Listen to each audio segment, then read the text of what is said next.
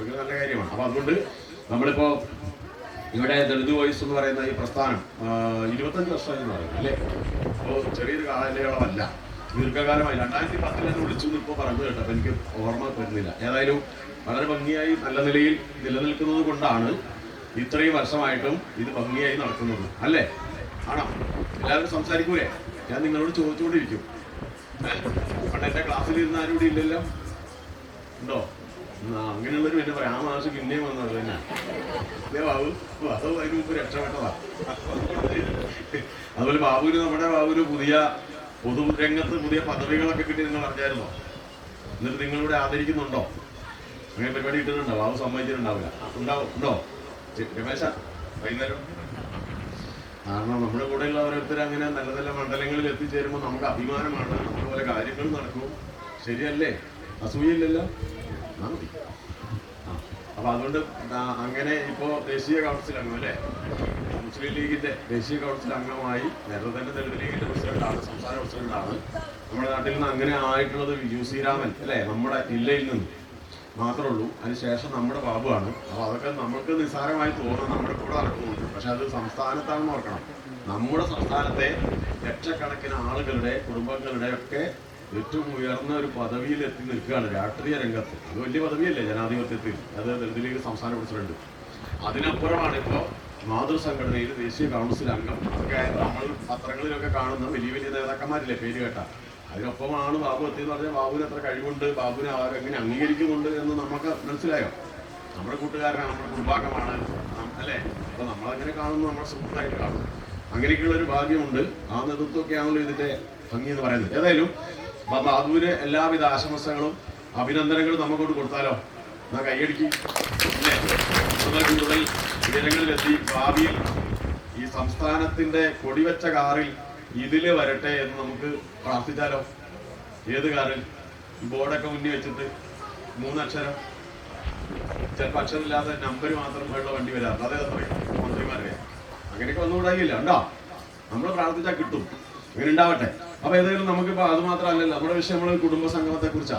സുഹൃത്തുക്കളെ, ഹലോ, ആ mobile of ചെയ്യണം. മൊബൈൽ ഓഫ് ചെയ്യണം, അല്ലേ ഇപ്പൊ പോസ്റ്റ് എഴുതിക്കോ.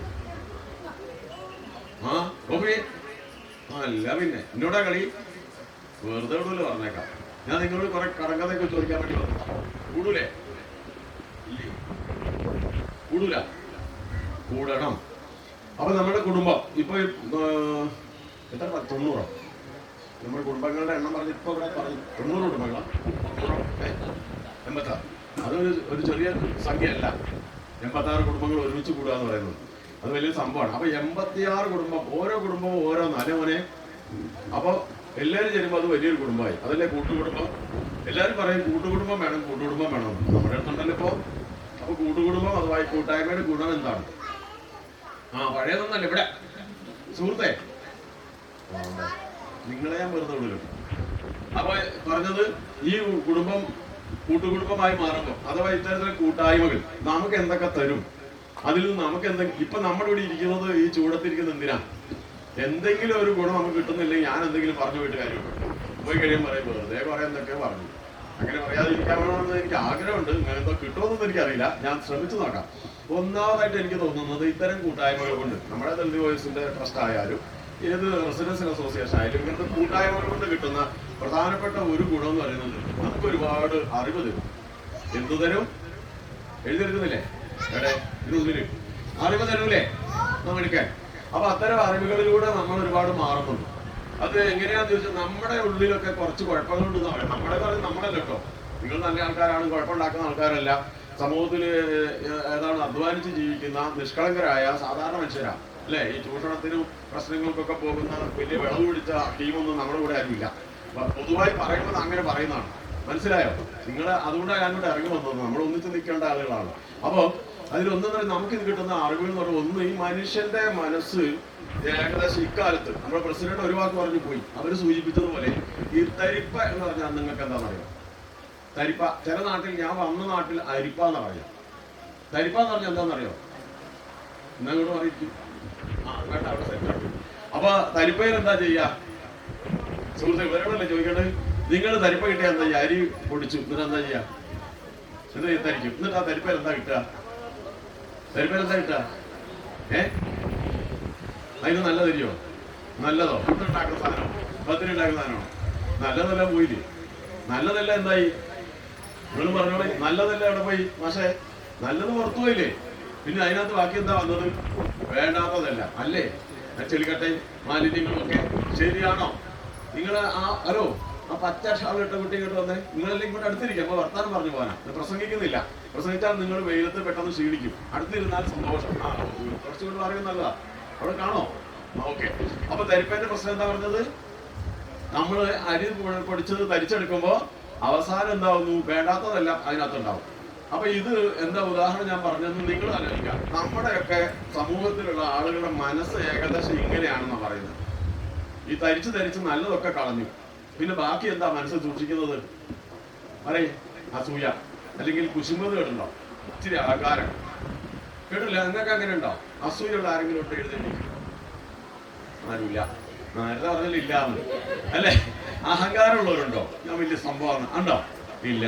പിന്നെ അങ്ങനത്തെ സ്വഭാവങ്ങൾ ഏതൊക്കെയുള്ളത് അല്ലേ? പെട്ടെന്ന് ദേഷ്യം വരിക. അങ്ങനെ ആരാണ് ഏറ്റവും കൂടുതൽ ദേഷ്യമുള്ള ആരായാലും? ബാബേ, ഇവര് കൂടുതൽ ആരാ പെട്ടെന്ന് ദേഷ്യം പിടിക്കുന്നവരാ? അത് നല്ല ആൾക്കാരായിരിക്കും. അത് വേറെ കാര്യം. രമേശനാണോ?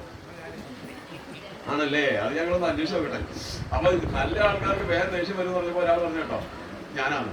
അത് കുറെ ശരിയല്ലേ? വേഗം ദേഷ്യം പിടിക്കുന്ന ആള് നിഷ്കളങ്കനാ, സത്യം കേട്ടോ. മറ്റേത് ഇങ്ങനെ ഉള്ളിൽ വെച്ചിട്ട് ഞാൻ കാണിച്ചു തരാമെന്ന് പറഞ്ഞ് പോകും. അതുപോലെ അപ്പൊ ഇങ്ങനെയുള്ള കുഴപ്പങ്ങളല്ലേ എവിടെയുണ്ട്? മനുഷ്യരുടെ ഉള്ളിൽ അടിഞ്ഞു കൂടിയിട്ട് നല്ല സ്വഭാവങ്ങളില്ലേ? ഏതാണ്? സ്നേഹം, കരുണ, കാരുണ്യം എന്ന് പറഞ്ഞാൽ അറിയില്ലേ? അനുകമ്പം. ഇതൊക്കെ ഇന്ന് ആളുകൾക്കുണ്ടോ? ഉണ്ടോ? സത്യം പറ. നമ്മൾ ദിവസം പത്രം വായിക്കുന്നില്ലേ? ടി വിയിൽ കാണുന്നില്ലേ? ഇപ്പൊ പത്രത്തിൽ കുറ്റകൃത്യങ്ങൾക്ക് പേജ് തികയുന്നില്ല. ശരിയാണോ? കണ്ടോ? ഇപ്പൊ അതാ പരിപാടി. ഈ അസൂയ പിടിച്ചവര്, അല്ലെങ്കിൽ അത്യാഗ്രഹികള്, അല്ലെങ്കിൽ ഭയങ്കര ദേഷ്യക്കാര്, ക്ഷിപ്രകോപികള്, ഇങ്ങനെയുള്ള എല്ലാ ദോഷങ്ങളും ഇപ്പൊ ആരുടെ ഉള്ളിലുണ്ട്? മനുഷ്യരുടെ ഉള്ളിൽ അടിഞ്ഞുകൂടിയിരിക്കുകയാണ്. ഇതിനാണ് കലിയുഗം എന്ന് പറയുന്നത്. അപ്പൊ ഞാൻ പറയുന്നത് അങ്ങനെ ആവരുതെന്നാണ്. അപ്പൊ ഈ ഒന്നാമത്തെ നിങ്ങളോട് എൻ്റെ ഒരു അഭ്യർത്ഥന, നിങ്ങൾക്ക് കുഴപ്പമൊന്നും ഇല്ലെങ്കിലും മൊത്തം നാട്ടുകാരോട് പറയാണ്, നമുക്ക് അതിന് പകരം എന്താണ്? മുറം പോലെയാണ്. എന്താകണം സുഹൃത്തുക്കളെ? ചങ്ങായി എടോ, ഇത് കേട്ട് നന്നാവടോ. ഞാൻ വിളിച്ചോ കേട്ടോ, നിങ്ങൾ വിളിക്കണ്ട, ഞാൻ ഏറ്റു. നമ്മള് സ്കൂളിൽ ഇതൊക്കെ അങ്ങനെയല്ലായിരുന്നു, കമ്പനി അല്ല. എടാ, ഞാൻ പറഞ്ഞത് നന്നാവട്ടെ.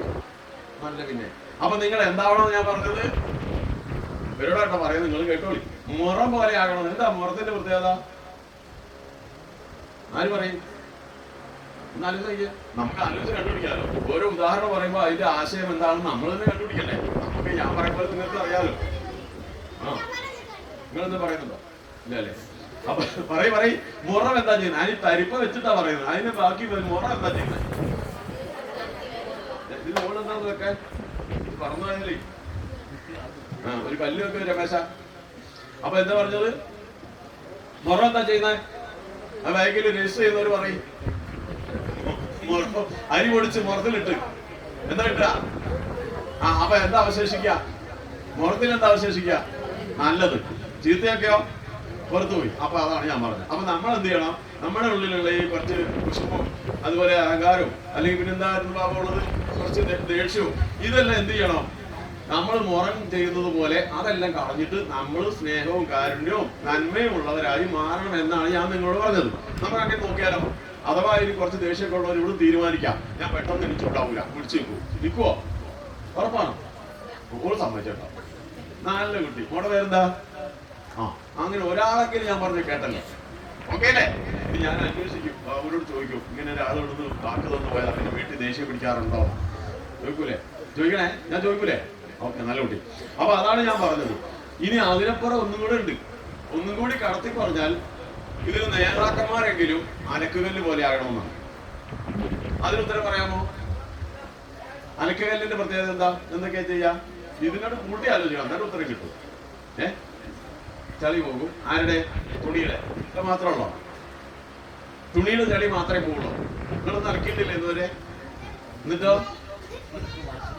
പറയും കല്ല് തേഞ്ഞു പോകുന്ന പറഞ്ഞത്. അത്ര കൊണ്ട് വേണ്ട, അതിനിപ്പുറത്തെന്ന് പറഞ്ഞ് തുണി വെളുക്കും. പിന്നെയോ പറയണ ചങ്ങായിമാരെ, മനുഷ്യന്മാർ കഷ്ടപ്പെടുന്നുണ്ടല്ലേ? അത് തന്നെ. എന്ത് പോകും? തുണീന്റെ. പിന്നെയോ കല്ല് വെളുക്കൂലേ? വെളുക്കുവോ? അത് നിങ്ങൾക്കും പറയാം. എന്താണ് സംഭവിക്കുന്നത്? അലക്കകല്ലിൽ അലക്കുമ്പോൾ എന്താ സംഭവിക്കുന്നത്? തുണിയും വെളുക്കും, കല്ലും വെളുക്കും. ഇവിടെ രണ്ട് കാര്യം നടക്കുന്നുണ്ട്. അതാണ് ഞാൻ നേതാക്കന്മാരുടെ കാര്യം പറഞ്ഞത്. എന്താണെന്നറിയാമോ? ഇതുപോലുള്ള സംഘങ്ങളും മറ്റുമൊക്കെ കൊണ്ടു നടക്കുമ്പോൾ സത്യം പറഞ്ഞാൽ നമ്മൾ ഈ നേതാക്കന്മാര് ഈ അലക്കകല്ല് പോലെ, അതായത് മറ്റുള്ളവർക്കും നല്ലത് പറഞ്ഞു കൊടുക്കും, നല്ലത് ഉണ്ടാക്കി കൊടുക്കും, അല്ലെങ്കിൽ നല്ല കാര്യങ്ങൾ പറഞ്ഞു നേടിക്കൊടുക്കും, സ്വയവും നന്നാവും. ശരിയാണോ? നേതാക്കന്മാർ എങ്ങനെയാകും? മറ്റുള്ളവർക്കും നല്ലത് പകർന്നു കൊടുക്കും, സ്വയവും പിടികിട്ടിയ. ശ്രദ്ധിക്കുന്നില്ലേ? എന്താ പറഞ്ഞത്? അലക്കകല്ല് പോലെയാണ്. എന്താ? വസ്ത്രവും വെളുക്കും, കല്ലും വെളുക്കും. അപ്പൊ എന്താണ് രണ്ട് കാര്യം നടക്കുന്നത്? ഈ ആളുകൾക്ക് ആവശ്യമായ നല്ല കാര്യങ്ങളൊക്കെ പറഞ്ഞു കൊടുത്ത് നന്നാക്കാൻ പറ്റുന്നത് ചെയ്യും, കൂട്ടത്തിൽ സ്വയം നന്നാവുകയും ചെയ്യും. ഇത് രണ്ടും വേണ്ടേ? ഇത് ഈ സംഘടനാ പ്രവർത്തനത്തിൽ നമ്മുടെ ഇത്തരത്തിൽ കൂട്ടായ്മകളിൽ തീർച്ചയായിട്ടും നടക്കുന്ന ഏറ്റവും നല്ലൊരു കാര്യമാണ്. അതെന്താ വെച്ച് കഴിഞ്ഞാൽ നമ്മൾ പറഞ്ഞത് ഇപ്പൊ ഒരു കരിങ്കല്ല് എടുത്തുകൊണ്ട് വരാൻ പറ്റുമോ? അപ്പൊ എന്നെ അറിയാനല്ല, വലിയൊരു കല്ലെടുത്തോണ്ട് വന്നാൽ അത് അപ്പുറപ്പുറമൊക്കെ ഇങ്ങനെ കൂർത്തിരിക്കല്ലേ അല്ലെ? അങ്ങനെയല്ലേ? അത് കണ്ടാൽ വൃത്തിയില്ലോ? നമുക്ക് ഇഷ്ടപ്പെടുവോ? വലിയ താല്പര്യമൊന്നുമില്ല. വല്ല പഠിക്കെടുക്കാനാണ് എടുക്കും, അല്ലെങ്കിലോ ഒരു കൗതുകവസ്ഥയായിട്ട് നമ്മൾ ഡൈനി കാർഡ് കൊണ്ടുവരുമ്പോ അപ്പൊ ആ കല്ല് എന്ത് ചെയ്യണം? അതിന് കൂർപ്പൊക്കെ ചെത്തി കളഞ്ഞ് മിനുക്കിയെടുത്താലോ നല്ല ഭംഗിയുള്ള കോള് പോലെ അല്ലെങ്കിൽ ശില്പങ്ങൾ ഉണ്ടാക്കാൻ പറ്റത്തില്ലേ? അപ്പൊ കല്ലിന്റെ ഈ കൂർത്ത ഭാഗങ്ങളൊക്കെ ചെത്തിക്കളഞ്ഞ് ഉള്ളികൊണ്ട് ശില്പികളോ അല്ലെങ്കിൽ അത് അറിയുന്നവർ ചെത്തിക്കളഞ്ഞ് അവസാനം എന്താവും? കൗതുകമുള്ള മനോഹരമായ എല്ലാവരും ഇഷ്ടപ്പെടുന്ന വസ്തു ആവൂലേ? ഈ ദളിത് വോയിസിനെ പോലെ ഏത് സ്വാസന സംഘങ്ങളോ അല്ലെങ്കിൽ കുടുംബശ്രീ അല്ലെങ്കിൽ നമ്മുടെ റെസിഡൻഷ്യൽ അസോസിയേഷനുകളോ ഒക്കെ എന്താ ചെയ്യുന്ന അറിയാമോ? നമ്മൾ അതിൽ പങ്കെടുക്കുന്ന ആളുകളെ ഒക്കെ ഇങ്ങനെ നമ്മളുടെ ഈ കൂർത്തിരിക്കുന്ന സ്വഭാവങ്ങളൊക്കെ ചെത്തി വിൽക്കുന്നുണ്ട്. ഉണ്ടോ ഇല്ലയോ? മനസ്സിലായോ പറഞ്ഞത്? അതായത് ഇപ്പൊ EP ബാബുവിന് ദേഷ്യമുണ്ടോ? ഈ നേതൃത്വം വഹിക്കുന്ന ആർക്കെങ്കിലും ദേഷ്യമുണ്ടോ? എന്താ കാരണം? നമ്മളെല്ലാവരുടെയും കൂട്ടത്തിൽ ഒരുമിച്ച് നടക്കുന്ന, നമ്മളെ നയിക്കുന്ന, നാട്ടുകാരുടെ ഇടയിൽ ഇറങ്ങി പ്രവർത്തിക്കുന്ന ആളുകൾ സ്വയം എന്താകും? ഞാൻ അങ്ങനെ ദേഷ്യം പിടിക്കരുത് എന്ന് സ്വയം ബോധ്യപ്പെടും. ശരിയല്ലേ? അപ്പൊ മനസ്സിലായി പറഞ്ഞത് എന്താണ്? പൊതുപ്രവർത്തനത്തിൽ ഇറങ്ങുന്ന, ആൾക്കൂട്ടത്തിൽ ഇറങ്ങുന്ന ആളുകൾക്ക് എന്ത് ചെയ്യേണ്ടി വരും? സ്വയം സംസ്കാരമുള്ളവരായി നല്ലവരായി മാറേണ്ടി വരില്ലേ? നല്ല വസ്ത്രം ധരിച്ച് നന്നായി സംസാരിച്ച് ദേഷ്യം പിടിക്കാതെ സ്വഭാവം നന്നാക്കുമോ ഇല്ലയോ? ഇല്ലേ? അതല്ലാതെ വേണ്ടാത്ത പണിയൊക്കെ എടുത്തു കഴിഞ്ഞാൽ നമ്മളവരെ കൂട്ടുമോ? നമ്മുടെ പ്രവർത്തനത്തിന് നേതൃത്വത്തിൽ നിൽക്കുന്നവർ വേറെ എന്തെങ്കിലും കുഴപ്പമുണ്ടാക്കിയാൽ നമ്മൾ എന്ത് പറയും? അത് നിർത്തിക്കോ, നീ വരണ്ടെന്ന് പറയും. അപ്പൊ പൊതുരംഗത്ത് ഇറങ്ങുന്നവർ സ്വയം എന്താകും? നന്നാവൂലേ? ഇല്ല. കുഴപ്പമാണോ? അങ്ങനെയാണെങ്കിൽ നമ്മുടെ കുട്ടികളൊക്കെ ഇതുപോലെ സംഘടനയുടെ ഭാഗമായിട്ടോ ക്ലബുകളുടെ ഭാഗമായിട്ടോ ഒക്കെ പ്രവർത്തിക്കുന്നത് നല്ലതോ ചീത്തയോ? നല്ലതല്ലേ? ആ കൂട്ടായ്മയിൽ രമേശനൊക്കെ നേരത്തെ എങ്ങനെയാ നിങ്ങൾക്കറിയോ? ഉറങ്ങുമ്പോൾ പാവമായിരുന്നു. ഇപ്പൊ നല്ല മനുഷ്യനല്ലേ? എങ്ങനെയായതാ? എന്റെ മുഖ സന്നദ്ധ സേനയിലും അതുപോലെ ഇവിടെയുള്ള ഒരേ ക്ലബുകളുടെയൊക്കെ സന്നദ്ധ സംഘടനകളുടെ ഒക്കെ ഭാഗമായി ഫുൾ ടൈം പ്രവർത്തനം. അപ്പൊ രമേശൻ എന്തായി മാറി? അവരെല്ലാം കൂടത്തിൽ നടക്കണമെങ്കിൽ ആ നല്ല സ്വഭാവമുള്ള ആളായി ചിരിച്ച് സന്തോഷിച്ച് കൂടെ നടക്കണം. അപ്പൊ എന്തായി? നല്ല മനുഷ്യനായി. അപ്പൊ മനസ്സിലായോ? അപ്പൊ നമ്മുടെ EP ബാബു എന്ന് പറയുന്ന ഈ നേതാവ് സാധാരണ രീതിയിൽ നമ്മുടെ കൂട്ടത്തിൽ നിൽക്കുന്നതിനപ്പുറം ഉയരങ്ങളിലേക്ക് എത്തുമ്പോൾ അതനുസരിച്ച് എന്താവുന്നുണ്ട്? എല്ലാവർക്കും ഇഷ്ടപ്പെടുന്ന നല്ല സ്വഭാവ ശുദ്ധിയുള്ള സംസ്കാരമുള്ള പെരുമാറ്റത്തിന് അറിയുന്ന ഒരാളായി സ്വയം ഉയരുകയാണ്. മനസ്സിലായപ്പോ ഞാൻ പറഞ്ഞത്? അപ്പൊ പൊതുരംഗത്ത് ഇറങ്ങുന്നവരൊക്കെ എന്താവുന്നുണ്ട്? കൂട്ടായ്മയുടെ ഭാഗമാകുന്നവരൊക്കെ നാടിന് നല്ലവരായി സ്വയം നന്നാവുന്നുണ്ട്, കല്ല് ചെത്തി വിൽക്കും പോലെ. അതാണ് വിവേകാനന്ദ സ്വാമികൾ പറഞ്ഞിട്ടുണ്ട്. വിദ്യാഭ്യാസം എന്ന് പറയുന്നത് എന്താണെന്ന് അദ്ദേഹം പറഞ്ഞിട്ടുണ്ട്. Education is the manifestation of the divine perfection already existing in ഇംഗ്ലീഷിൽ. മലയാളത്തിൽ എന്ന് വെച്ച് കഴിഞ്ഞാൽ മനുഷ്യന്റെ ഉള്ളിലുള്ള ദൈവികമായ കരുണയും അതുപോലെ സ്നേഹവും സത്യസന്ധതയും ഒക്കെ പുറത്തു കൊണ്ടുവരുന്നതാണ് വിദ്യാഭ്യാസം. പിടികിട്ടിയോ? ഒന്നുകൂടി പറയാം. മനുഷ്യരുടെ ഉള്ളിലുള്ള ദൈവികമായ കരുണ അല്ലെങ്കിൽ കാരുണ്യം, സ്നേഹം, സാഹോദര്യം, സഹിഷ്ണുത ഇതൊക്കെ പുറത്തു കൊണ്ടുവരുന്നതാവണം എന്ത്? വിദ്യാഭ്യാസം. പിടികിട്ടിയോ? അപ്പൊ നന്നായിട്ടൊരു കുട്ടി പഠിച്ചു കഴിഞ്ഞാൽ അവൻ എന്തുണ്ടാവണം? കരുണ ഉണ്ടാവണം. എന്തുണ്ടാവണം എന്ന് പറഞ്ഞാൽ എന്താ കരുണ എന്ന് പറഞ്ഞാൽ? കരുണ എന്ന് പറഞ്ഞാൽ നമുക്ക് ആർക്കെങ്കിലും ഒരു പ്രയാസം കണ്ടു കഴിഞ്ഞാൽ അവരെ സഹായിക്കണം എന്ന് തോന്നുന്ന ഒരവസ്ഥയല്ലേ? അല്ലെ? കാരുണ്യ പ്രവർത്തനങ്ങൾ ഇവിടെ ധാരാളം നടക്കാറില്ലേ? ഇപ്പോഴും നടക്കുന്നുണ്ടല്ലോ ഇവിടെ ഉണ്ട്. അപ്പം വിദ്യാഭ്യാസം കിട്ടിയ ആളാണ് എന്ത് ചെയ്യണം? അങ്ങനെ കാരുണ്യമുള്ള ആളായിരിക്കണം. ഞാൻ വേണമെങ്കിൽ ഒരു കാരുണ്യമുള്ള ആളെ വേണമെങ്കിൽ ബാബുവർക്ക് പരിചയപ്പെടുത്തി കൊടുക്കാം. അത് നമ്മുടെ പ്രതീക്ഷ സ്കൂളില്ലേ, മാമ്പറ്റ, ഇതൊക്കെ അറിയില്ലേ? അത് തുടങ്ങുന്ന കാലത്ത് അത് വർഷത്തിൽ എനിക്ക് ഓർമ്മയില്ല, അതൊരു 10-25 വർഷത്തിലധികം. അന്ന് ഞാനും ഉണ്ട് കമ്മിറ്റിയിൽ. അന്ന് ഇത് തുടങ്ങിയിട്ട് അതിന്റെ പ്രവർത്തനം നടക്കുമ്പോൾ ഒരു പൈസ പോലും ആരുടെ കയ്യിലില്ല. ഒരു ദിവസം മുക്കത്തിരുന്ന് കുഞ്ഞാലി ഹാജിയുടെ വരാന്തയിൽ വൈകുന്നേരം ഇരുന്നിട്ട് ആലോചിക്കുകയാണ്, മാമ്പറ്റയിൽ സ്ഥലം വിൽക്കുന്നുണ്ട്, നമുക്ക് വാങ്ങിയാലോ എന്ന്. നേരെ അവിടെ ചെന്ന് വില പറഞ്ഞു. അപ്പൊ പൈസ കൊടുക്കാനില്ല. അപ്പൊ 2 അധ്യാപകരുടെ ശമ്പള സർട്ടിഫിക്കറ്റ് വെച്ചിട്ട് ലോൺ എടുത്തിട്ട് അഡ്വാൻസ് കൊടുത്താണ് തുടക്കം. അപ്പൊ അവിടെ 4-5-6 ജീവനക്കാർ അന്നുണ്ട്. ഒരു 10 പൈസ പോലും ശമ്പളം കൊടുക്കാനില്ല. അപ്പൊ എന്താ ചെയ്യാ? അപ്പോൾ എന്ത് പറയാം, നമ്മുടെ നാട്ടിൽ എല്ലാം ഈ തിലകൻ ഡോക്ടർ, അതുപോലെ കുഞ്ഞാലി ഹാജി, ജമീല ടീച്ചർ, ഞാനുണ്ട്, അങ്ങനെ കുറെ ആളുകൾ, എല്ലാവരും പേരും എനിക്ക് ഓർമ്മയില്ല. ഇവര് രാവിലെ 6 മണി 6:30 ആകുമ്പോൾ ഇറങ്ങും. കാരണം ഓരോരുത്തർക്കും 9 മണി 10 മണി ആകുമ്പോൾ ജോലിയുള്ളവരാണ്. ഈ വീടുകൾ നമ്മുടെ നാട്ടിലെല്ലാം കയറിയിട്ടുണ്ട്. എല്ലാ വീടുകളും ഇങ്ങനെ കയറിയിട്ട് കിട്ടുന്ന പൈസ വാങ്ങും. അപ്പൊ ഏറ്റവും കൂടുതൽ തന്നവരാണെന്നറിയോ? ഏറ്റവും പാവപ്പെട്ടവർ. അതാണ് ഇതിന്റെ പ്രത്യേകത. ഒരു പൈസ തരാൻ കഴിയാതിട്ട് വീട്ടിലകം മുഴുവൻ തിരഞ്ഞു പെറുക്കിയിട്ട് ഇറങ്ങി വന്നിട്ടുള്ള ചില്ലറ 10 രൂപ തന്നിട്ട് ഇതേ ഉള്ളല്ലോ എന്ന് സങ്കടം പറഞ്ഞ ഉമ്മാനെ ഞാൻ ഓർക്കുന്നുണ്ട്. അത് എന്നാൽ വേറെ അനുഭവം എന്താണെന്ന് ഞാൻ അനുകമ്പയ്ക്ക് ഉദാഹരണം വേറെയാണ്. സ്ഥലം പറയണ്ടല്ലേ, ആളെ പറയേണ്ട കാര്യമില്ല. ഒരു ആള് റിട്ടയർഡ് ഡിവൈഎസ്പി ആണ്. എവിടുന്ന്? എക്സൈസിൽ നിന്ന്. ഈ എക്സൈസിൽ നിന്ന് റിട്ടയർ ആയ ഡിവൈഎസ്പി ഇപ്പൊ കോടതിയിൽ വക്കീലായിട്ട് പ്രാക്ടീസ് ചെയ്യാണ്. ഇവിടെ ഇന്നല്ല കേട്ടോ, ഈ പഞ്ചായത്തിലല്ലേ ഏതായാലും. അപ്പൊ അയാളുടെ വീട്ടിൽ ചെന്ന് ഈ പറഞ്ഞ പോലെ എല്ലാവരും കൂടെ കയറി. അപ്പൊ അയാളുടെ ഡൈനിങ് ഹാളിലോ അല്ലെങ്കിൽ കയറി ലിവിംഗ് റൂമോ എന്താ അവിടെ കുത്തിരുന്നിട്ട് പറയാൻ ഇയാൾ പറഞ്ഞു, അയ്യോ എന്റെ ആചാരെ നല്ല സമ്പന്നനാണ്, ഈ നാട്ടിലെല്ലാം വീട് ദൂരെയാണ് ഇവിടെ താമസിക്കുന്നുണ്ട് അടുത്ത്. അങ്ങേര് പറയാണ് ഒരു രക്ഷയില്ല, വലിയ കഷ്ടപ്പാടില്ല. മൂപ്പര കഷ്ടപ്പാടെന്ന് പറയാം, എക്സൈസിന്റെ ഡിവൈഎസ്പി ആയിരുന്നപ്പോഴാണ് വീട് പണിതത്. വീടിന്റെ ഓരോ ജനലും കട്ടളയും കഥകും ഒക്കെ ഓരോ ഷാപ്പുകാരുടെയാ. എക്സൈസ് എന്ന് പറഞ്ഞാലേ മനസ്സിലായി ആരുടെയാ? ഇതെല്ലാം അങ്ങനെ ചെയ്തിട്ട് കോടതിയിൽ പോയി പൈസ വാങ്ങുന്നത്. ഇപ്പൊ കേസൊക്കെ കക്ഷികൾ വന്ന് കേസ് തന്നിട്ട് വിധിയാകുമ്പോൾ പിന്നെ അവരെ കാണൂല, ഒരു പൈസ തരത്തില്ല. ഇങ്ങനൊക്കെ പറ്റിച്ചു പോവാണ്. അതുകൊണ്ട് ഒരു നിവൃത്തിയില്ല എന്ന് പറഞ്ഞ് കുറെ കേട്ടപ്പോ ഞാൻ കുഞ്ഞാലി ഹാജിയെ പുറത്തേക്ക് വിളിച്ചു. എന്നിട്ട് ഞാൻ പറഞ്ഞു, എന്റെ പൊന്ന് ആചാര്യ അയക്ക് റേഷൻ മേടിക്കാൻ ഒരു 50 രൂപ കൊടുക്കാൻ പറഞ്ഞു. അപ്പൊ കാരുണ്യം മനസ്സിലായില്ലേ? ഇതാണ് കാരുണ്യം. ഇതാണോ കാരുണ്യം? അപ്പൊ മനസ്സിലായി എന്താ കാരുണ്യത്തിന്റെ അർത്ഥം? അതിന്റെ ഓപ്പോസിറ്റ് ഞാൻ പറഞ്ഞില്ലേ. അപ്പൊ ഇങ്ങനെയൊക്കെ ഉള്ള സ്വഭാവം മാറ്റിയിട്ട് എന്ത് വേണം? ഉള്ളത് കൊടുക്കുന്ന ഒരു നന്മയുള്ളവരായി മാറണം. വിദ്യാഭ്യാസം കിട്ടി വരുന്നല്ലേ? ഈ വിദ്യാഭ്യാസം അല്ലേ സത്യത്തിൽ നമ്മളോട് കിട്ടും, നമുക്ക് ഇവിടുന്ന് കിട്ടും. നിങ്ങൾ പറ, നമ്മളിങ്ങനെ കൂടി ചേരുമ്പോൾ ഇതുപോലുള്ള നന്മകളൊക്കെ ചെയ്യണം എന്ന ബോധമല്ലേ നമുക്ക് തരുന്നത്? ആണോ?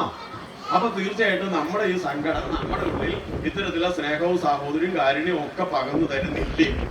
ഉണ്ടോ?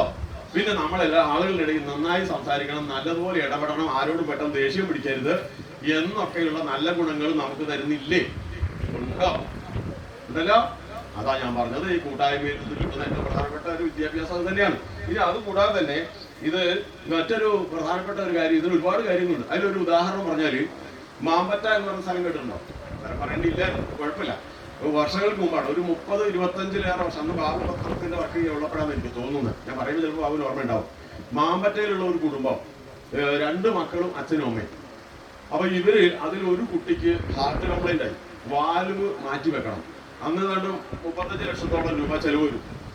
അങ്ങനെ ഈ ചെലവ് വരുമെന്ന് കണ്ടു കഴിഞ്ഞിട്ട് ഇയാൾ അതിനുള്ള മാർഗമല്ല, ചികിത്സ മുമ്പ് കുറെ നടക്കുമല്ലോ, ഇത് കണ്ടുപിടിച്ച ശേഷം ചികിത്സിക്കാൻ കുറെ നടന്നിട്ട് അവസാനം ഓപ്പറേഷൻ വേണം. ഓപ്പറേഷന് പൈസ തികയാതെ മാർഗമില്ലാതെ നിരാശനായ ആ കുടുംബം 4 പേരും കൂടി ഗുരുവായൂർ പോയിട്ട് ക്ഷേത്രത്തിൽ കയറി തൊഴുത ശേഷം അവിടെ ഒരു ലോഡ്ജ് മുറിയെടുത്ത് രാത്രിയിൽ 4 പേരും വിഷം കഴിച്ച് മരിച്ചു. ഈ സംഭവം നിങ്ങൾക്ക് ആർക്കെങ്കിലും ഓർമ്മ ഉണ്ടോ എന്ന് എനിക്കറിയാം. അവര് ഓർമ്മ ഉണ്ടാവും. നമ്മളിത് കേട്ടൊരു സംഗതി. ഇനി ഞാനത് എന്തുകൊണ്ടാണെന്ന് പറയാനാണ് അത് പറഞ്ഞത്. എന്താ സംഭവിച്ചെന്ന് അറിയാമോ? ഞാൻ ചോദിക്കട്ടെ, അന്ന് നമ്മുടെ ദളിത് വോയിസ് പോലെ, അല്ലെങ്കിൽ കുടുംബശ്രീ പോലെ, അല്ലെങ്കിൽ എന്റെ മക്ക സന്നദ്ധ സേന പോലെ, അല്ലെങ്കിൽ റെസിഡൻസ് അസോസിയേഷൻ പോലെ ഒരു കൂട്ടായ്മ ആ നാട്ടിലുണ്ടെങ്കിൽ ആ മനുഷ്യന് അങ്ങനെ ഒരു കടുങ്കൈ ചെയ്യേണ്ട അവസരം ഉണ്ടാകുമായിരുന്നോ? എന്ത് ചെയ്യുമായിരുന്നു? ഇവിടെ ചെയ്യുന്നുണ്ടല്ലോ, ഈ നാട്ടിൽ നടന്നുകൊണ്ടിരിക്കല്ലേ, ഇല്ലേ? ശരിയാണോ? ഇപ്പൊ ഏതാ ഒരു ലീലയോ ഇല്ലേ? നമ്മൾ എത്ര പേർക്ക് കൊടുത്തിട്ടുണ്ട്. അപ്പം ഇങ്ങനൊരു സംവിധാനം ഇല്ലാത്തത് കൊണ്ടല്ലേ ആ പാവത്തിന്, ആ കുഞ്ഞിനെ രക്ഷിക്കാൻ കഴിയാത്ത മനോവേദനയിൽ ആ മകളില്ലാതെ ഞങ്ങൾക്കും ജീവിക്കണ്ട തീരുമാനിച്ച കടുങ്കയിലേക്ക് പോയതിന്റെ പിന്നിലതല്ലേ? അപ്പൊ നിങ്ങളൊന്ന് നല്ലോണം ആലോചിച്ച് നോക്കിയേ, നമ്മുടെ ഈ കൂട്ടായ്മയുടെ ഗുണഫലം എത്ര വലുതാണെന്ന് മനസ്സിലായി നിങ്ങൾക്ക്? നമുക്ക് കാഴ്ചയുള്ളപ്പോൾ നമുക്കത് തോന്നൂലല്ലോ. അപ്പൊ നമുക്ക് കിട്ടുന്ന ഗുണം നമ്മൾ എപ്പോഴും ആലോചിക്കുന്നില്ല. ഇപ്പൊ നിങ്ങൾ ആലോചിച്ചോ ഇല്ലേ? അപ്പൊ അത് നിസ്സാര കാര്യമല്ല. അപ്പൊ നമ്മൾ ഈ വെയിൽ കൊള്ളുന്നതും 50 രൂപ അല്ലെ 500 രൂപ കൊടുക്കുന്നതും ഒരുമിച്ചിരിക്കുന്നതും ഇതുപോലെ വലിയ കാര്യങ്ങൾ നടക്കുന്നു. ഇങ്ങനെ എത്ര ഉണ്ടെന്ന് അറിയാം. ഇതുപോലെ അടുത്ത ഒരു 10 കൊല്ലമായിട്ടുള്ളൂ പത്തനംതിട്ടയില് എന്താ പറയാ, ഒരു വൃദ്ധൻ അയാളുടെ ഭാര്യയെ മണ്ണെണ്ണ ഒഴിച്ച് കൊന്നിട്ട് അയാൾ ആത്മഹത്യ ചെയ്തു. അതെന്തിനാണെന്നറിയോ? ആ സ്ത്രീ 10-20 കൊല്ലമായിട്ട് കിടപ്പില്ല. ഈ വയസ്സം മാത്രമേ ഉള്ളൂ നോക്കാൻ. നോക്കാനും ആളില്ല, ചികിത്സിക്കാൻ പൈസയില്ല. ആ ഭാര്യയുടെ കിടന്നുള്ള വേദന നരകം കണ്ടിട്ട് സഹിക്കാൻ കഴിയാതെ അങ്ങനെ ചെയ്തതാണ്. അപ്പോഴും നമ്മളൊന്ന് ആലോചിച്ച് നോക്കി, ഇങ്ങനൊരു സംവിധാനം അവിടെ ഉണ്ടെങ്കിൽ, നാട്ടുകാർ ഒരുമിച്ച് കൈകോർക്കുന്നെങ്കിൽ തീർച്ചയായിട്ടും അതിൻ്റെ ആവശ്യം ഉണ്ടാവുമായിരുന്നു. അപ്പം നിങ്ങൾ 86 കുടുംബങ്ങൾ കൈകോർത്താൽ അതൊരു ശക്തിയല്ലേ? ആണോ? ചെറുതും വലുതുമായ കൈകോർക്കലുകൾ ചേർന്നാൽ വളരെ ശക്തമായ ഒരു തലോടൽ, ഒരു താങ്ങ് നമ്മുടെ കൂടെ ഉള്ളവർക്ക് കൊടുക്കാൻ പറ്റത്തില്ലേ? അപ്പോൾ നമ്മുടെ ദളിത് വോയിസ് എന്ന് പറയുന്ന സംഘടന അല്ലെങ്കിൽ സംവിധാനം, ട്രസ്റ്റ് നിസ്സാരമല്ല, വലിയൊരു സംഭവം തന്നെയാണ്. ഓക്കെ അല്ലേ? എത്രയോ മനുഷ്യരുടെ കണ്ണുനീർ തുടയ്ക്കാൻ നമുക്ക് കഴിയുന്നുണ്ട്. അതൊരു കാര്യം. ഇനി അടുത്തത് എനിക്ക് തോന്നുന്നത്, ഈ സാമ്പത്തിക പൈസ കൊടുത്തിട്ടും കണ്ണുനീർ തുടച്ചത് കൊണ്ട് മാത്രം നമ്മൾ നന്നാവോ? നമ്മുടെ ഒരു അസുഖം വന്നാൽ നമുക്ക് പെട്ടെന്ന് ഇപ്പം നമ്മുടെ കൂട്ടത്തിൽ ഒരാൾ ആശുപത്രിയാണെന്ന് അറിയുന്നു, വേഗം തന്നെ നമ്മുടെ രമേശന്റെ അല്ലെങ്കിൽ സംഘാടകരുടെ നേതൃത്വത്തിൽ വാട്സാപ്പിൽ മെസ്സേജ് കൊടുക്കുന്നു, എല്ലാവരും കൂടി ചേർന്ന് ചികിത്സാ സഹായം കൊണ്ട് കൊടുക്കും അല്ലേ? അപ്പൊ അത് അങ്ങനെ രോഗത്തിൽ നിന്ന് രക്ഷപ്പെട്ടു. ഇതുപോലുള്ള സഹായങ്ങൾ മാത്രം മതിയോ? അത് താൽക്കാലികമല്ലേ? അപ്പൊ ജീവിതത്തിൽ എക്കാലവും നിലനിൽക്കുന്ന സഹായങ്ങൾ കൊടുക്കണ്ടേ? വേണ്ടേ? ഹലോ, വേണം. അതും നമ്മൾ കൊടുക്കുന്നുണ്ട്. അതും ഇപ്പൊ നടക്കുന്നത് പോലെയുള്ള പരിപാടികളും അതുപോലെയുള്ള കാര്യങ്ങളൊക്കെ അത് ബന്ധപ്പെട്ടതാ. അതിന് ഞാൻ ഉദാഹരണം പറഞ്ഞാൽ, ഇതുപോലൊരു കൂട്ടായ്മയിൽ നിന്ന് ഒരു കുടുംബം രക്ഷപ്പെട്ടത് ഇവർക്ക് പറഞ്ഞു കൊടുത്താലോ? ഓക്കെ അല്ലേ? നേരത്തെ പറഞ്ഞോന്ന് എനിക്ക് ഓർമ്മയില്ല, ഞാൻ കണ്ടിട്ടുള്ള കാര്യമാണ്. അതെന്താ വെച്ച് കഴിഞ്ഞാൽ, ഒരു അച്ഛനും അമ്മയും അവർക്ക് 3 മക്കളുണ്ട്. അത്ര 3. അവരുടെ ഈ ഞാനീ പറയുന്ന സംഭവം നടക്കുന്ന സമയത്ത് ആ കുട്ടികൾ പഠിക്കുന്നത്, ഇളയത് 3-ാം ക്ലാസ്സിൽ, രണ്ടാമത്തേത് 6-ാം ക്ലാസ്സിൽ, മൂത്ത കുട്ടി 9-ാം ക്ലാസ്സിൽ. ഓക്കെ, മറന്നുപോയില്ലല്ലോ? 3, 6, 9. അങ്ങനെ ഇയാൾ വളരെ വിശദീകരിച്ച് പറയാൻ കുറെ എന്തായാലും കഥകൾ, അത് ചുരുക്കി പറയാം. അദ്ദേഹം കഷ്ടപ്പെട്ട് ജീവിച്ചതാണ്. ഒരുപാട് ബുദ്ധിമുട്ടിട്ട്, ഇന്നത്തെ ബുദ്ധിമുട്ടല്ല, 10-40 കൊല്ലം 50 കൊല്ലം മുമ്പ്. നിങ്ങൾക്ക് കുറച്ച് മുതിർന്നവർക്ക് അറിയാമോ വെട്ടുകാരുടെ കഷ്ടപ്പാടൊക്കെ? അറിയില്ല. ഏതോ മുതിർന്നവരാരും കൂടി ഇല്ല, ഒക്കെ ചെറുപ്പക്കാരാ. അതിൻ്റെ ഒരു വ്യത്യാസം കേട്ടോ. സാധാരണ എല്ലായിടത്തും ചെന്നാലും ഇത് കേൾക്കാൻ വരുന്നത് 60-70 മുകളിലുള്ള എന്നെ പറഞ്ഞ ചെറുപ്പക്കാരാണ്. ഇതിപ്പം എല്ലാവരും 60-50 താഴെയുള്ള, അത് ഒരു പ്രത്യേകത തന്നെയാണ്. വളരെ സന്തോഷം. ഏതായിരുന്നാലും വളരെ മുതിർന്ന കുറച്ച് പേര് ഇരിക്കുന്നത്, അവരൊക്കെ സങ്കടമുണ്ട്. ശരിക്കൊക്കെ ഓർമ്മയുണ്ട്, ഞാനൊക്കെ ആലോചിച്ചിട്ടുണ്ട്, ഒരു ചെറിയ ഉണക്കരിയും കിട്ടിയിരുന്നെങ്കിൽ ഒരാഴ്ച ഇങ്ങനെ കാത്തിരുന്നിട്ട് ഈ എമ്മി മുളക് ചമ്മന്തിയെ സത്യം പറയാണ്, ഒരു ചെരുപ്പിടാൻ കൊതിച്ചിട്ട് അവസാനം 20-18 വയസ്സൊക്കെ ഉണ്ടായപ്പോഴാ ബാബു 2 നീലയും വെള്ളയുള്ള പഴയ ഹവായി ചെരുപ്പില്ലേ, അത് എങ്ങനെയാ വാങ്ങിയതാ. സങ്കടമല്ല. അത് കഴിഞ്ഞിട്ട് അമ്പലത്തിൽ ഉത്സവത്തിന് പോകുമ്പോൾ ഒളിച്ചു വെച്ചിട്ട് ഉത്സവം കഴിഞ്ഞ് നമുക്ക് പതിക്കാം. സഹിക്കാൻ പറ്റുമോ? നിങ്ങൾ പറയും. ഏത് 10-15 കൊല്ലം അന്ന് ചെരുപ്പിൽ നിങ്ങൾക്കൊക്കെ മുതിർന്നവർക്ക് മാത്രമേ നിങ്ങൾക്ക് പിടിയിട്ടില്ല. നിങ്ങൾക്ക് ഇപ്പൊ കുറ്റിടും പോലെ കരഞ്ഞ് പറഞ്ഞ അറ്റം കൊണ്ടത്. അതാണ് അവസ്ഥ. അപ്പൊ അങ്ങനെയുള്ള അല്പം എന്തിനാ പറഞ്ഞു തന്നത് മറന്നുവല്ലോ. ഈ സാമ്പത്തിക കാര്യങ്ങള് അതാട്ടെ. അപ്പൊ നമ്മൾ ഇത് പറഞ്ഞതുപോലെ ഇതുപോലെയുള്ള വിഷമങ്ങളൊക്കെ അനുഭവിക്കുന്ന ആളുകളിൽ നിന്ന് കരകയറ്റാൻ നമുക്ക് എന്ത് വേണം? ഞാൻ ഈ പറഞ്ഞ ആളുടെ കഥ പറഞ്ഞു, 3 മക്കളുടെ കഥ. അപ്പൊ അതേപോലെ വലിയ കഷ്ടപ്പാട് വഹിച്ച ഒരു മനുഷ്യനാണ്. ബാബുവൊക്കെ അറിയുന്ന ആളാണ്. ഞാൻ പറഞ്ഞ ബാബു ഇപ്പൊ ആൾ തിരിച്ചറിയും. അതുകൊണ്ട് ഇവിടെ പറയുന്നില്ല, ബാബുവിനോട് ഇവിടെ പറയാം. അപ്പൊ നിങ്ങൾക്കൊക്കെ അറിയുന്ന ആളാണ്, മുഖത്തുണ്ട് അദ്ദേഹം. 3 മക്കളുണ്ട്. ഇവരെ കൊണ്ടുപോയി സ്കൂളിൽ ചേർത്ത് പഠിപ്പിച്ചുകൊണ്ടിരിക്കുകയാണ്. അപ്പൊ അദ്ദേഹത്തിന് ജീവിതത്തിൽ നേടാൻ കഴിയാത്തതൊക്കെ നേടാൻ വേണ്ടി, നല്ല മനുഷ്യനായതുകൊണ്ട് നന്നായി അധ്വാനിച്ച് കിട്ടുന്ന ഒരു പൈസ പോലും കളയാതെ, നിങ്ങളെയൊക്കെ പോലെ തന്നെ നല്ല സ്വഭാവം ആയതുകൊണ്ട് കുടുംബത്തെ നോക്കി അങ്ങനെ പോവാണ്. 3 ആമക്കളാണ് 3. അപ്പൊ അദ്ദേഹത്തിന്റെ ആഗ്രഹം എന്താണെന്നറിയാമോ? എനിക്ക് പറ്റിയ അവസ്ഥ എന്റെ മക്കൾക്ക് വരരുത്, അവർ രക്ഷപ്പെടണം. അങ്ങനെ രക്ഷപ്പെടണം എന്ന് ആഗ്രഹിച്ച് നന്നായി പഠിപ്പിക്കുന്ന മാതാപിതാക്കളല്ലേ നിങ്ങളൊക്കെ? അല്ലേ? അങ്ങനെ ഈ അടുത്ത ദിവസം എത്ര റാങ്ക്? 440 എത്രയാവും? 4421. 4421 റാങ്ക് എന്ന് പറഞ്ഞാൽ അഡ്മിഷൻ ഉറപ്പാണ് അല്ലേ? എന്തുകൊണ്ടാണ്? ആ മക്കളെ ഈ അമ്മക്കോഴീന്റെ ചിറകിനടിയിൽ ചൂട് കൊടുത്ത് കൊണ്ടടക്കും പോലെ ആ അച്ഛനും അമ്മയും സ്നേഹിച്ച് തലോടി കൊണ്ടുനടന്നതിന്റെ ഒരു വലിയ ഗുണമാണ് എന്താണ്? റൂണി കൃഷ്ണ അല്ലേ? സന്തോഷമാണോ അസൂയാണോ? അസൂയുള്ള എഴുന്നേറ്റേക്ക് ആരും. അതാണ് ഇതിന് കൂടിയൊരു ഗുണം. മനസ്സിലായോ? അപ്പൊ നമ്മുടെ കുട്ടി എന്ന നിലയ്ക്ക് നമ്മൾ കാണുന്നില്ലേ? ആണോ? റൂണി കൃഷ്ണനെ നമ്മളെങ്ങനെയാ കാണുന്നത്? നമ്മുടെ കുടുംബത്തിലെ നമ്മുടെ അംഗമാണ് അല്ലേ? നമ്മുടെ മോനാണ്. അതുണ്ടാവുന്നത് എപ്പോഴാണെന്നറിയോ? നമ്മൾ ഒന്നിച്ച് നിൽക്കുമ്പോഴാണ്. അല്ലേ നമുക്ക് ഒരു കിട്ടി അങ്ങനെ ഒരിക്കലും ചിന്തിക്കില്ല. എന്താ കാരണം? നമ്മുടേതായി മാറും. അപ്പൊ ഇതുപോലെ ഈ മനുഷ്യൻ ആഗ്രഹിച്ചു. അപ്പൊ ഇദ്ദേഹം ഇങ്ങനെ പഠിപ്പിക്കുന്നതിനിടയിൽ ഉണ്ടായ പ്രശ്നം എന്താണെന്നറിയാം? നല്ല വീടൊക്കെ വെച്ച് നല്ല സൗകര്യമൊക്കെ ആയി. അദ്ദേഹം TV വാങ്ങി. അന്ന് TV ഇറങ്ങിയ സമയമാണ്. ഇറങ്ങിയെന്ന് പറഞ്ഞാൽ നമ്മുടെ നാട്ടിലേക്കൊക്കെ വരുന്നുള്ളൂ. ഓർമ്മയുണ്ടോ? TV വന്ന കാലമൊക്കെ നിങ്ങൾക്ക് ഓർമ്മയുണ്ടോ? മുക്കത്തങ്ങാടിയിലൊക്കെ ബൂത്ത് വെച്ചൊക്കെ ഓർമ്മയുണ്ടോ? ആലിഞ്ചോട്ടില് പാർക്കില് ഓർമ്മയുണ്ടോ? പല സ്ഥലത്തും പഞ്ചായത്തിന്റെ ഒരു പണി അതായിരുന്നു. നമുക്ക് കാണാൻ വേണ്ടി. നമ്മുടെ വീട്ടിലില്ലല്ലോ. ഞാൻ ആദ്യം TV കാണാൻ പോകുന്നത് തമ്പലമണ്ണ അടുത്തൊരു സണ്ണീന്റെ വീട്ടിലാണ്. എന്ത് ജനാന്നറിയോ ബാബു? അത് തമ്പലമണ്ണ അമ്പലത്തിനടുത്ത് ഒരു സണ്ണീന്റെ വീട്ടിൽ കൊണ്ടുവന്നു. അപ്പൊ അവിടെ ഒരു കോളനിയും കൂടെ ഉണ്ട്. എന്റെ വീട്ടിൽ തൊട്ടിട്ട്. ഞങ്ങൾ ഒരു 19 ആളാ മുറ്റത്താ. പക്ഷെ അവര് മുറ്റത്തേക്ക് എടുത്ത് വെച്ച് തരും കേട്ടോ, മുറ്റത്തേക്ക് തിരിച്ചു വെച്ച് തരും. അങ്ങനെ നല്ല ആൾക്കാർ. അപ്പൊ ഇതുപോലെ ടി വി വന്നു കഴിഞ്ഞപ്പോ എന്താ അറിയാമോ, ഇദ്ദേഹത്തിന്റെ പ്രത്യേകത, അന്ന് സിനിമ കാണുന്ന ഒരു സാധനമുണ്ട്, VCP എന്നാണ് എന്റെ ഓർമ്മയിലുള്ള പേര്. ഇവൻ പോലൊരു സാധനം തന്നെയല്ലേ. അപ്പൊ VCP ഉണ്ട്. അപ്പൊ സിനിമ കൊണ്ടുവന്നിട്ട് കോഴിക്കോട് ജോലിക്ക് പോയി. അത് രാവിലെ ഒരു 9 മണിക്ക് പോയാൽ രാത്രി 8 മണിക്കൊക്കെ വരുന്ന ഒരു ജോലിയുണ്ട് അദ്ദേഹത്തിന്റെ ഓഫീസ്. അതുകൊണ്ട് ഈ ടിവിയിൽ സിനിമയ്ക്കുള്ള കാസറ്റ് കൊണ്ടുവരും. കാസറ്റ് കൊണ്ടുവന്നിട്ട് എല്ലാവരോടും പറയും, ഇതാ ഞാൻ ഇന്ന സിനിമയാണ് കൊണ്ടുവന്നിരിക്കുന്നത്, എല്ലാവരും വരാൻ പറയും. നമ്മളാണ് ആരോടും പറയാതെ അല്ലേ. അത് അതല്ല, അദ്ദേഹത്തിന് എന്താ പ്രത്യേകത അറിയാമോ? അതിന്റെ ഏറ്റവും വലിയ പ്രത്യേകത പെട്ടെന്ന് പറഞ്ഞാൽ മനസ്സിലാവും. ഫുട്ബോൾ മത്സരം നടക്കുകയാണെങ്കിൽ പൊതുവെ നിങ്ങൾ പിന്നെ അത്രയ്ക്ക് അങ്ങനെ ഇറങ്ങി പോകത്തില്ല. ഇവരെന്താ ചെയ്യാം, ഇവിടെ എവിടെയെങ്കിലും ഒരു പൊതു TV ഉണ്ടെങ്കിൽ അല്ലെങ്കിൽ ഏതെങ്കിലും വീട്ടിൽ പോയിരുന്നിട്ട് ഒന്നിച്ചിരുന്നാ കാണുക. എന്താ കാരണം? ആ സമയത്ത് ആർപ്പ് വിളിച്ച് എന്ന് വെച്ച് കൈയടിച്ചു അല്ലേ. റൊണാൾഡോ ഒക്കെ പിന്നെ ഗോൾ അടിക്കുമ്പോ ഒക്കെ തുള്ളി കളിക്കാൻ അല്ലെ മെസ്സിന്റെ ആൾക്കാർ തമ്മിൽ അതൊരു സന്തോഷമാണ് ഒറ്റയ്ക്കാണ് എന്നതുപോലെ. ഇങ്ങേര് അടുത്ത വീട്ടിലെല്ലാം വിവരം കൊടുത്തിട്ട് അവിടുന്ന് എല്ലാവരും വിളിച്ചു വരുത്തി ഒരുമിച്ചിരുന്ന സിനിമ ആണ്. കാരണം അതിന്റെ തമാശയൊക്കെ പറഞ്ഞ് കൈ പൊട്ടിച്ചിരിക്കാനും അതൊക്കെ വലിയ ഇഷ്ടമാണ്. എന്നിട്ട് കട്ടൻ ചായ കടി മിക്സറും ഒക്കെ തരും. ഞാനവിടെ സിനിമ കണ്ട ആളാണ്, അതുകൊണ്ടേ പറയുന്നത്. ഞാനവിടെ കണ്ട സിനിമേന്റെ പേര് അനിയത്തിപ്രാവ. അനിയത്തിപ്രാവ് ഇറങ്ങിയിട്ട് എത്ര കൊല്ലമായോ അന്ന് നടന്ന സംഭവം. അപ്പൊ അങ്ങനെ അതിനുശേഷം കുട്ടികൾ ഇത് കണ്ടിങ്ങനെ രാത്രി വരെ ഇരിക്കും. അങ്ങനെ ചുരുക്കം കഥയിലേക്ക് കടന്നു കഴിഞ്ഞാൽ ഒരു ദിവസം ക്രിസ്മസ് പരീക്ഷ കഴിഞ്ഞു കഴിഞ്ഞപ്പോൾ അവിടുത്തെ പ്രിൻസിപ്പൾ ഒരു കന്യാസ്ത്രീയാണ്. കന്യാസ്ത്രീ മൂത്ത മകനെ വിളിച്ചിട്ട് പറഞ്ഞു, നാളെ അച്ഛനെ വിളിച്ചുകൊണ്ട് വരാൻ പറഞ്ഞു. അച്ഛൻ പിറ്റേ ദിവസം വീട്ടിലുള്ള കാറൊക്കെ എടുത്ത് നല്ല ഡ്രസ്സൊക്കെ ഇട്ടിട്ട് അടിപൊളിയായിട്ട് സ്കൂൾ മുറ്റത്ത് വണ്ടി കൊണ്ട് നിർത്തി കയറി ചെന്നു. ആ അഡ്മിഷൻസ് ഇരിക്കാൻ പറഞ്ഞ് ഇരുന്ന് കഴിഞ്ഞപ്പോൾ ഇതാ ഞാൻ എടുത്ത് വെച്ചിട്ടുണ്ട് കേട്ടോ, ഇതാ കൊണ്ടുവന്നിട്ടുണ്ട്. എന്നിട്ട് പറഞ്ഞു, ഇതാ ഇത് നിങ്ങളുടെ 3 മക്കളുടെ TC ആണ്, ഒപ്പിട്ട് മക്കളെ കൊണ്ടുപോകാൻ പറഞ്ഞു. 3 മക്കളുടെ TC ഫോമിൽ ഒപ്പിടുക, മക്കളെ കൊണ്ടുപോകാൻ പറഞ്ഞു. ഇയാൾ ഞെട്ടിപ്പോയി. അതിന് ചോദിച്ചാൽ എന്താ കാര്യം വെച്ചു. അതെ, ഇതാ പ്രോഗ്രസ് കാർഡ് കണ്ടോ, മലയാളത്തിന് 2, ഇംഗ്ലീഷിന് 3, കെമിസ്ട്രിക്ക് 1.5. ഇങ്ങനെ തോൽക്കുന്ന കുട്ടികളെ പഠിപ്പിക്കുന്ന സ്ഥലമല്ല ഇത്, അതുകൊണ്ട് മക്കളെ കൊണ്ടുപോകണം. ഇയാൾ കരഞ്ഞുപോയി. കാരണം നേരത്തെ ഞാൻ പറഞ്ഞല്ലോ, ജീവിതത്തിൽ ഒന്നും കിട്ടാതിരുന്നത് കൊണ്ട് മക്കളിലൂടെ നേടണമെന്ന ജീവിതത്തിലെ ഏറ്റവും വലിയ സ്വപ്നം. അതിനുവേണ്ടി കഷ്ടപ്പെട്ട് കാശ് കൊടുത്ത് പഠിപ്പിക്കുകയാണ്. ഒരു അൺഎയ്ഡഡ് സ്കൂളിലാണ്.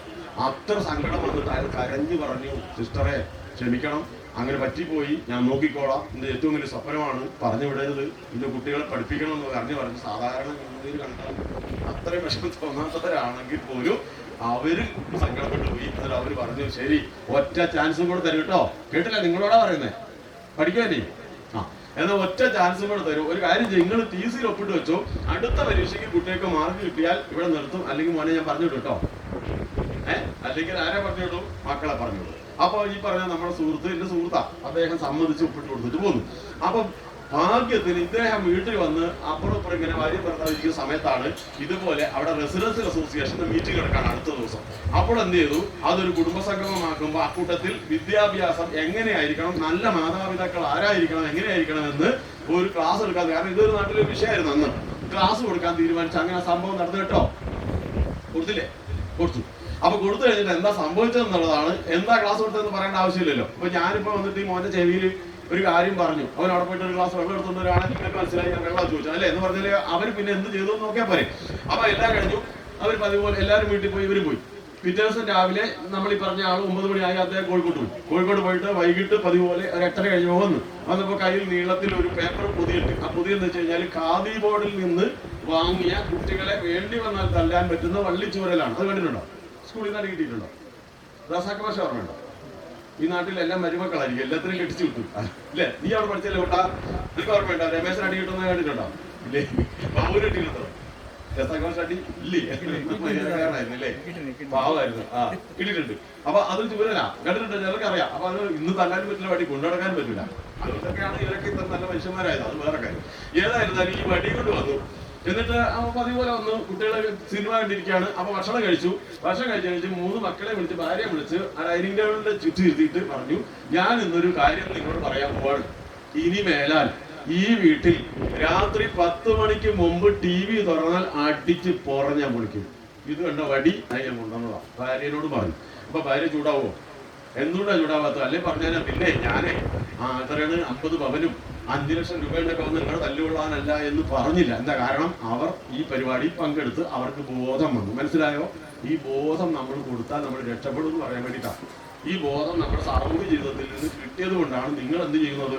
നിങ്ങളുടെ മക്കളെ നന്നായി പഠിപ്പിക്കണമെന്നും എന്ത് കഷ്ടപ്പാട് സഹിച്ചാലും അതിന് പിന്തിരിവില്ലാത്ത തീരുമാനം, പട്ടിണി കിടന്നാലും അവരെ പഠിപ്പിക്കുമെന്ന തീരുമാനം നിങ്ങൾക്ക് എങ്ങനെ ഉണ്ടായതാ?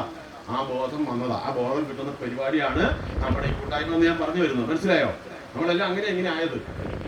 എനിക്കത് അറിയാത്തതുകൊണ്ടല്ല ഞാൻ പറയുന്നത്. അപ്പൊ ഇതാണ്. അപ്പൊ ഇങ്ങനെ അദ്ദേഹം എന്ത് ചെയ്തു പറഞ്ഞു. എന്നിട്ട് പറഞ്ഞു ഈ ടി വി എടുത്ത് ഞാൻ മുകളിൽ വെക്കാൻ പോകണം. ഇപ്പോ നേരെ എടുത്ത് മുകളിൽ കൊണ്ട് വെച്ചു. എന്നിട്ട് അവര് ആ കുട്ടികൾ എന്ത് ചെയ്തു, കുറച്ച് സമയം പഠിച്ചു. 10 മണിയായപ്പോൾ നമുക്ക് മുകളിൽ പോയി ടി വി കാണാമെന്ന് പറഞ്ഞു. അല്ലാതെ അച്ഛനമ്മ മുകളിൽ പോയി ടി വി കാണാൻ നിങ്ങൾ പഠിച്ചോളാനല്ല പറഞ്ഞത്. മനസ്സിലാവുന്നുണ്ടല്ലോ അല്ലേ? ഇതിന് ഓരോ കാര്യം ഇനി ശ്രദ്ധിച്ചാൽ നമ്മുടെ ജീവിതത്തിൽ നടപ്പിലാക്കാൻ പറ്റും. പക്ഷെ അത് നമ്മുടെ സാഹചര്യം അനുസരിച്ച് ആവശ്യമായ ഭേദഗതി. എന്നിട്ട് മുകളിൽ പോയി 10 മണി കഴിഞ്ഞ് ടി വി കണ്ടു, കിടന്നിറങ്ങി. പിറ്റേ ദിവസം രാവിലെ എന്ത് സംഭവിച്ചെന്നറിയാമോ? രാവിലെ എഴുന്നേക്കാൻ പറഞ്ഞിട്ടുണ്ട്. എങ്ങനെ എഴുന്നേക്കണം എന്ന് നിങ്ങൾക്കറിയാമോ? നമ്മളെപ്പോഴാണ് എഴുന്നേക്കേണ്ടത്? കുട്ടി എത്ര മണിക്ക് എഴുന്നേക്കുന്നത്? സത്യം പറയാൻ പറ്റത്തില്ലേ? ഉണ്ടായിരുന്നു. സത്യം പറയാൻ പറ്റത്തില്ലെങ്കിൽ എന്ത് ചെയ്യണം? നമ്മൾ പറയരുത്, മിണ്ടാതിരിക്കണം. കേട്ടോ? നീ കേൾക്കുന്നുണ്ടോ കൂട്ടാ? എത്ര മണിക്കാ സത്യത്തിൽ ആരോഗ്യപരമായ എഴുന്നേക്കൽ? ആധ്യാത്മികമായിട്ട് ഇപ്പൊ ക്ഷേത്രങ്ങളുണ്ട്, അതൊക്കെ വേറെ. അതിൽ പറയുന്നത് ഉഷസ്സിൽ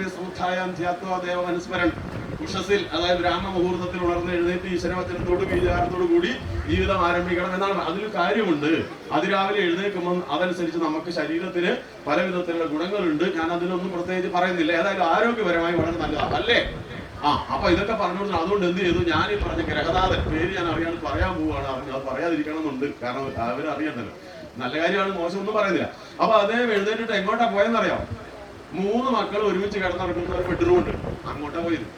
എന്നിട്ട് എന്ത് ചെയ്തു, അവരെ വിളിച്ചെഴുന്നേൽപ്പിച്ചു. അതേസമയം നമ്മളാണെങ്കിലോ, നമ്മൾ പുരുഷപ്രായക്കാരാണെങ്കിലോ, സാധാരണ നിങ്ങൾ അങ്ങനെ പറയാൻ തെറ്റിദ്ധരിക്കരുത്, ഞാൻ ഒരു ഇതിനു വേണ്ടി പറയാം. എന്താ ചെയ്യാ? നിങ്ങളാണ് എന്താ ചെയ്യാ? നമ്മുടെ പഴയ ജയനെ ഓർമ്മയുണ്ടോ? ജയനെ ആർക്കെങ്കിലും അറിയോ? മുതിർന്നവർക്ക് അറിയില്ലേ? പുരുഷന്മാരെ പ്രതികരണ ഒരു സിനിമ ഉണ്ടായിരുന്നില്ലേ, കോഴിക്കോട് ഷൂട്ട് ചെയ്ത് അങ്ങാടി, അല്ലെ? അതുപോലെ നമ്മൾ ഡയലോഗ് പെണ്ണുങ്ങളോട്, മക്കളെ പോയി വിളിച്ചുണർത്തേ അല്ലേ? എന്നാൽ ഇത് അങ്ങനെയല്ല ചെയ്തത്. ഇത് അയാൾ തന്നെ എന്ത് ചെയ്തു, നേരെ മക്കളുടെ ബെഡ്റൂമിൽ പോയിട്ട് 3 പേരെ വിളിച്ചുണർത്തി അവരെ നേരെ കൊണ്ടുപോയത് ബാത്റൂമിലേക്കാണ്. എന്നിട്ട് 4 ടൂത്ത് ബ്രഷ് എടുത്തു. പല്ല് തേക്കുന്ന ബ്രഷല്ലേ? 4 ബ്രഷ് മനസ്സിൽ സൂക്ഷിച്ചോണ്ട് നമുക്ക് പറ്റുമോന്ന്. 4 ബ്രഷ് എടുത്തു, 4ലും പേസ്റ്റ് തേച്ചു. 3 മക്കൾക്ക് കൊടുത്തു. അദ്ദേഹം കൂടെ നിന്ന് അച്ഛനും ചേർന്ന് പല്ല് തേച്ചു.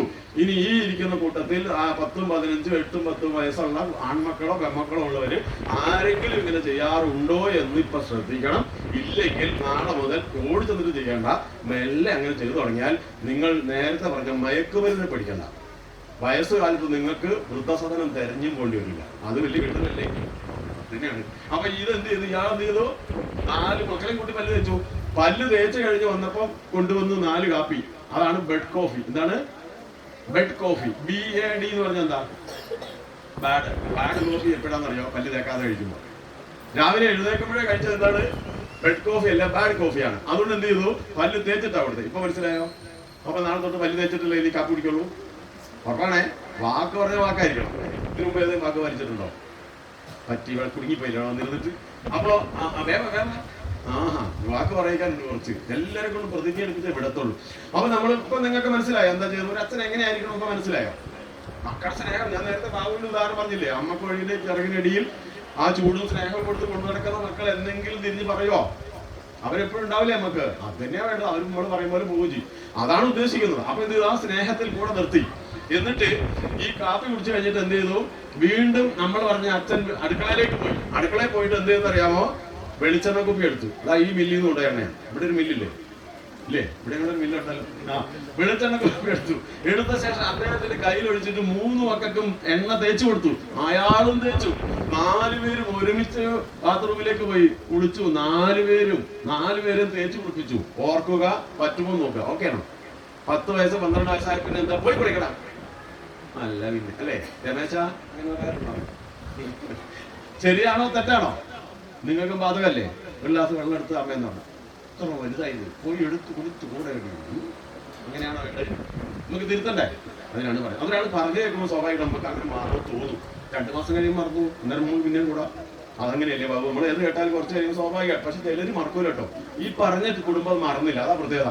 അന്ന് ഏതാണ്ട് 90-100 ആൾ പങ്കെടുത്തതാ. അതിൽ ഒറ്റ കുടുംബത്തിനെ ഞാൻ ഈ പറയുന്ന മാറ്റം ഉണ്ടായിട്ടുള്ളൂ. എല്ലാവരും മാറൂല. അതങ്ങനെ. ഏതായാലും അത് കഴിഞ്ഞിട്ട് എന്താണ് ഞാൻ പറഞ്ഞത്? കുളിച്ചോ? കുളിച്ചിടത്ത് എത്തിയില്ല. നമ്മൾ ഇങ്ങനെ കൂടുതൽ പറഞ്ഞാൽ നേരെ ഒരുപാട് എടുക്കൂലേ, എന്നാലും കൊണ്ടില്ല. അപ്പൊ കുളി കഴിഞ്ഞു വന്നു. പിന്നെ എന്താ അടുത്ത പണിയെന്ന് അറിയാമോ? ഞാൻ 3 മേശ 3 കസേര കാണിച്ചു കൊടുത്തു. ഇത് നിനക്ക്, ഇത് ഇവനെ, അവന്. ബുക്ക് എടുക്ക്. ടൈം ടേബിൾ പ്രകാരം ആദ്യം ബുക്ക് എടുത്ത് വെക്ക്. ഇന്നെന്തെങ്കിലും എഴുതാൻ ബാക്കിയുണ്ടോ എഴുതുക. എഴുതി കഴിഞ്ഞാൽ എന്ത് ചെയ്യണം? 8 മണി വരെ പഠിക്കണം. കേട്ടോ? രമേശ പഠിക്കാതെ പോകണം. പടി. അപ്പൊ 8 മണി വരെ എന്ത് ചെയ്യണം? 8 മണി വരെ ഇവിടെ ഇരുന്ന് പഠിക്കണം. പിന്നെ തിരിഞ്ഞു നോക്കിയാൽ ഞാൻ തല്ലും, ഞാൻ ഇവിടെ ഇരിക്കുക, ഞാൻ അങ്ങാടിക്കോടെ നിങ്ങൾ വർത്താനം പറയാൻ ചായപ്പടി പോകുന്നില്ല. മനസ്സിലായോ? അപ്പോഴാണ് നമ്മൾ മക്കൾ ആ നിലയിൽ എത്തുക.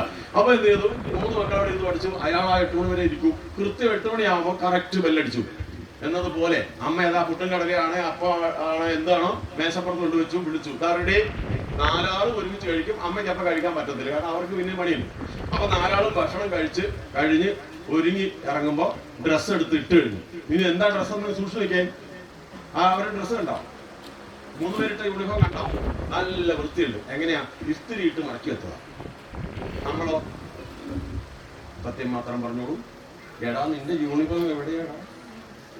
അമ്മ ഞാൻ ഇന്നലെ ഇവിടെയല്ല ഇട്ടത്. അമ്മ ഇളക്കാൻ എടുത്ത അവിടെ ഞാൻ കൊണ്ടിട്ടോ. ഞാൻ എടുത്തില്ലല്ലോ, അച്ഛനെടുത്തേ. നിങ്ങളാരെടുത്താ? ആണോ ഓടി നടക്കുന്നു അല്ലേ? ശരിയാണോ? അങ്ങനെ പോരാ. ഇവിടെ എല്ലാവരും തീരുമാനിച്ചോ എന്ത് വേണം? കൃത്യമായി മക്കളുടെ യൂണിഫോം അഥവാ നമ്മൾ വീട്ടിലേക്ക് ഉപയോഗിക്കുന്ന തുടങ്ങിയ ഡ്രസ്സുകൾ ഒരു പ്രത്യേക, അതിപ്പോ വലിയ കെട്ടിടമൊക്കെ വേണമെന്നുണ്ടോ? വലിയ വീട് പണിത് പ്രത്യേക സൗകര്യങ്ങളൊക്കെ ഉണ്ടാക്കിയിട്ട് അങ്ങനെ ചെയ്യാൻ പറ്റുള്ളൂ നിങ്ങൾ തോന്നുന്നുണ്ടോ? നമ്മളുള്ള വീട്ടിൽ ചെയ്തൂടെ? കിട്ടുന്നില്ല. നമുക്ക് അങ്ങനത്തെ ശീലങ്ങളൊക്കെ കുറവുള്ള ആൾക്കാരാണ് നമ്മളല്ല, ഞാനും നിങ്ങളൊക്കെ. നമുക്ക് നന്നാവാൻ വേണ്ടി നമ്മൾ ആലോചിക്കുക, ഞാനും നന്നാവണ്ടേ? അതല്ല പറയുന്നത്. അത് ഈ പറയുന്നത് ഞാനിതെല്ലാം മാറ്റി വെച്ചിട്ട് നല്ല വിട്ടുവിടുക്കാൻ നിങ്ങളുടെ അടുത്തേക്ക് കുഴപ്പമുള്ളൂ അങ്ങനെ ചിന്തിക്കേണ്ട കേട്ടോ. നമ്മളെപ്പോലുള്ളവർക്ക് ഉള്ളതുകൊണ്ടല്ലേ എനിക്കത് പറയാൻ പറ്റുന്നത്. മനസ്സിലാവുന്നുണ്ടോ നിങ്ങൾക്ക്? അല്ലേ? ഞാൻ നിങ്ങളുടെ ഇപ്പോൾ ഒരു കുടുംബാംഗത്തെ എന്ന നിലയ്ക്ക് നിങ്ങളുടെ കൂടെ നിൽക്കുകയാണ്. അപ്പൊ നമ്മുടെയൊക്കെ ജീവിതത്തിലെ ദൗർബല്യങ്ങൾ സത്യസന്ധമായിട്ടാണ് പറയുന്നത്. അത് കേൾക്കുമ്പോൾ നമുക്ക് എന്താവും? മാറ്റം വന്നാൽ നമ്മൾ രക്ഷപ്പെട്ടു. അപ്പൊ ഇതാണ് എന്ത് സംഭവിച്ചത്? ഈ പറഞ്ഞ യൂണിഫോം ഇട്ട്, യൂണിഫോം ശ്രദ്ധിച്ചോ? നല്ല ഇസ്തിരിയൊക്കെ ഇട്ട് ഒരുക്കി വെച്ചിരുന്ന. അപ്പൊ പുസ്തകം എടുത്ത് ഇവര് വാട്ടർ റോഡിലേക്ക് ഇട്ട് കൊടുത്ത് നേരെ പുറത്തിറങ്ങി. റോഡ് സൈഡിലാണ് നല്ല ഭംഗിയായി വസ്ത്രം ധരിച്ചിട്ട് ഇറങ്ങി നിൽക്കാണ്. സ്കൂൾ ബസ് വന്നു. ഈ നന്നായി പഠിച്ച് നല്ല ഡ്രസ്സ് ഇട്ട കുട്ടികളുടെ മുഖം എങ്ങനെയായിരിക്കും? നന്നായി പഠിച്ചതുകൊണ്ട് എഴുതാനുള്ള എഴുതിയിട്ടുണ്ട്, നല്ല ഡ്രസ്സുമാണ്. ആ കുട്ടിയുടെ മുഖം എങ്ങനെയായിരിക്കും? വ്യത്യാസം ഉണ്ടാവോ ഇല്ലയോ? ഒന്നും പഠിക്കാത്ത കുട്ടിയെ പോലെ ആയിരിക്കോ? ഒന്നും പഠിക്കാത്ത കുട്ടി ക്ലാസ്സിൽ ചെന്ന് എവിടെ ഇരിക്കുക? ബാക്കിൽ. എന്നിട്ട് വീട്ടിൽ വരുമ്പോൾ എന്താ പറയാ? എനിക്ക് ശരിക്കും ബോർഡ് കാണുന്നില്ല, അറിയത്തില്ല ബാബു. ഇത് സത്യല്ലേ? അപ്പൊ ഈ പഠിക്കുന്നവരോ ഉത്സാഹത്തോടെ മുന്നിലിരിക്കും. അപ്പൊ ഇവൻ ആ ഉത്സാഹത്തോടു കൂടി പ്രസന്നമായ മുഖമായി വണ്ടി കയറുമ്പോ എല്ലാ കുട്ടികളും ഡ്രൈവർ അടക്കം നോക്കുകയാണ്. അപ്പൊ തന്നെ അച്ഛനും അമ്മയ്ക്ക് ആനന്ദം കിട്ടിക്കഴിഞ്ഞു അല്ലേ? ആ മക്കളെല്ലാവരും ശ്രദ്ധിക്കുന്നു. നല്ല മക്കളെ നൽകി ശ്രദ്ധിക്കുമ്പോ വലിയൊരു സന്തോഷം അല്ലേ? ആ സന്തോഷം അപ്പൊ തന്നെ ആസ്വദിച്ചു കഴിഞ്ഞു. പിന്നെ അവർ പോയി കഴിഞ്ഞ് തിരിച്ചു കൊണ്ടുപോരുമ്പോ ഗ്രഹനാഥയോട് പറയാണ്, ഞാൻ കോഴിക്കോട് പോകാന്ന് അറിയാലോ 9 മണിക്ക്. അതെ, മക്കള് സ്കൂളിൽ പോയത് 5 മണിക്ക് വരൂലേ? അപ്പൊ എന്നോടൊരു കാര്യം ഏൽപ്പിക്കുക കേട്ടോ. രജിസ്റ്റർ ചെയ്യുന്നത് നിങ്ങളോടും കൂടി ഏൽപ്പിക്കുന്നത്. കുട്ടി 5 മണിക്ക് വന്നു കഴിഞ്ഞാൽ 6 മണി വരെ കളിക്കാൻ സമ്മതിക്കണം കേട്ടോ. അത് കഴിഞ്ഞ് കഴിഞ്ഞാൽ എന്ത് വേണം? കുളിപ്പിക്കണം, പ്രാർത്ഥിക്കണം. പ്രാർത്ഥിക്കുന്നത് തെറ്റുണ്ടോ? അത് നല്ലതാ. ജീവിതത്തിൽ അടുക്കും ചിട്ടയൊക്കെ വരും. അപ്പൊ 6 മണിക്ക് വരുമ്പോ ഭക്ഷണം കൊടുക്കുന്നു, 1 മണിക്കൂർ കളിക്കുന്നു, പിന്നെ കുളിക്കുന്നു, അത് കഴിഞ്ഞിട്ട് പ്രാർത്ഥിക്കുന്നു. അതിനിടയിൽ ഒരു കാര്യം വേറെ പറയുന്നുണ്ട്. ഈ കളിക്കാനുള്ള എല്ലാ സംവിധാനവും ഈ വീട്ടിന്റെ ഗ്രൗണ്ടിൽ മുറ്റത്തുണ്ട്. ഒരു കാരണവശാലും കുട്ടികൾ പുറത്തു വരുന്നു കേട്ടോ. പുറത്ത് പോയ അടി ആർക്ക് കിട്ടും? തിരക്ക് കിട്ടും. അതും ഞാൻ എന്താണെന്ന് വെച്ചാൽ പല സ്ഥലത്തെങ്കിലും അങ്ങനെ കറങ്ങി നടന്നാൽ മക്കൾക്ക് പഠിക്കാനുള്ള താല്പര്യം കുറഞ്ഞു പോകും. അതുകൊണ്ടാണ് വിടാത്തത്. അപ്പൊ അവിടെ ആയിക്കോട്ടെ ഞാൻ നോക്കിക്കോളാന്ന് പറഞ്ഞു. അങ്ങനെ അതേപോലെ തന്നെ 5 മണിയാകുമ്പോൾ കുട്ടികൾ വരും, ഭക്ഷണം കൊടുക്കും. അവര് 1 മണിക്കൂർ കളിക്കും. കളി കഴിഞ്ഞ് വിളിച്ചു കുളിപ്പിച്ചു.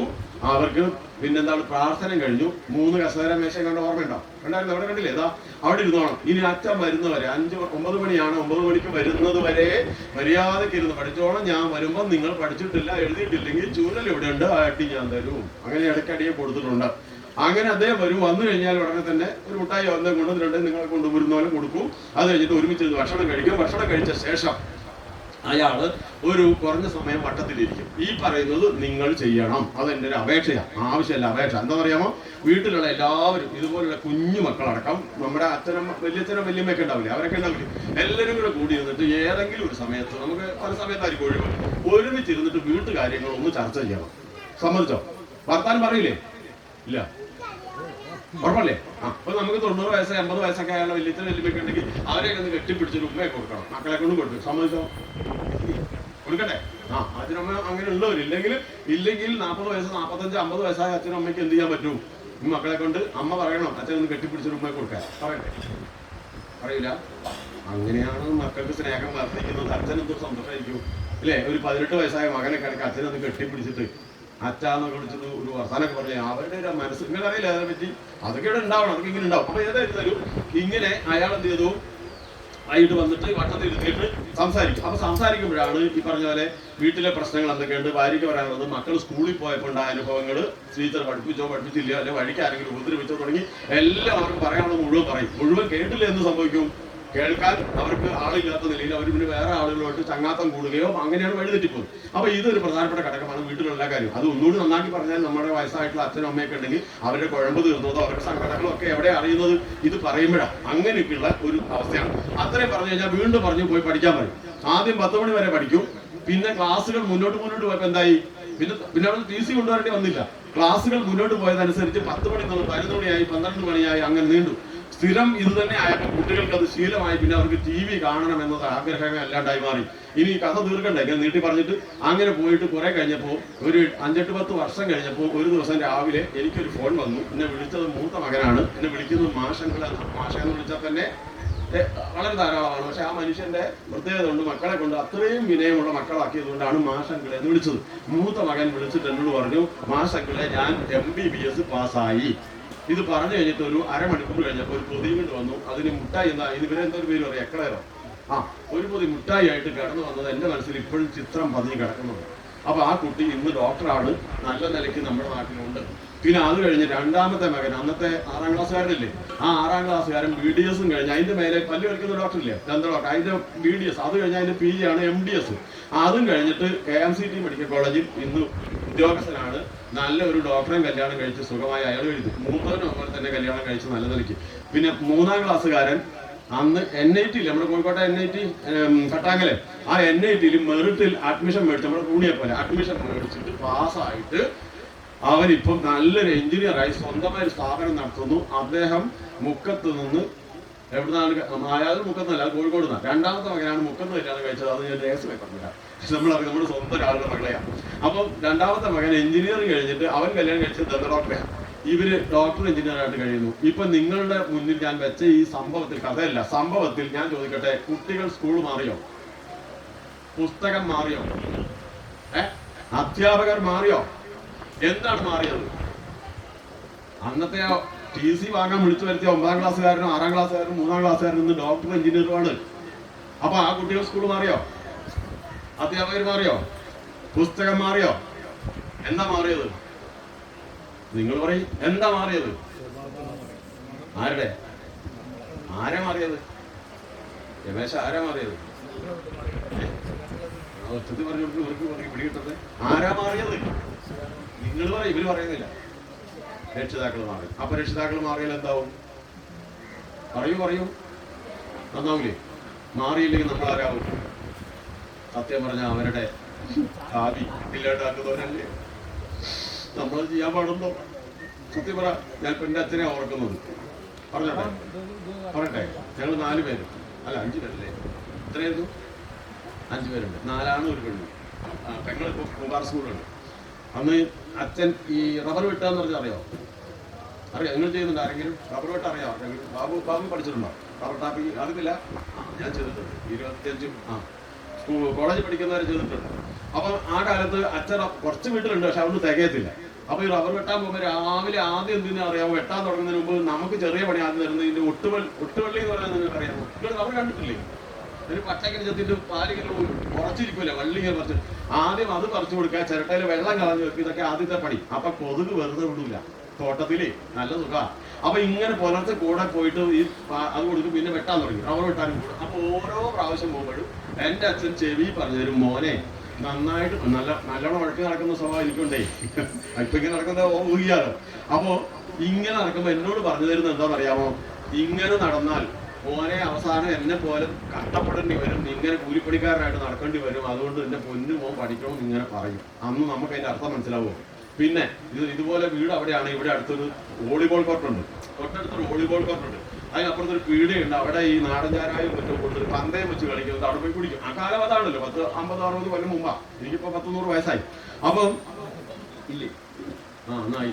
അപ്പൊ അവിടുന്ന് ഈ അന്നൊക്കെ എന്നോട് പറഞ്ഞിരിക്കുന്നത്, ഞങ്ങളോടൊക്കെ പറഞ്ഞിട്ടുണ്ട്, കളിക്കുന്നിടത്ത് പോകരുത്. ഒന്നാമത് എനിക്ക് ഇത്ര പൊക്കമുള്ളൂ. ഇപ്പൊ ഇത്ര പൊക്കം ഉണ്ടെങ്കിൽ അന്ന് അത്ര പൊക്കം ഉണ്ടാവും. ഊഹിക്കാലോ. ക്ലാസ്സിലൊക്കെ എനിക്കിട്ട പേരൊക്കെയാണ് ഞാൻ നിങ്ങളോട് പറയത്തില്ല, മോശമല്ലേ? നേരെ രമേശ നമ്മളൊക്കെ അധികം പൊക്കം എന്തിനാ അല്ലേ? അപ്പൊ പൊക്കം കുറവായതുകൊണ്ട് അന്നൊരു രസത്തിൽ കൂട്ടുകാരെന്നെ വിളിക്കൂലേ, അതൊന്നും ഒരു വിഷയമല്ല.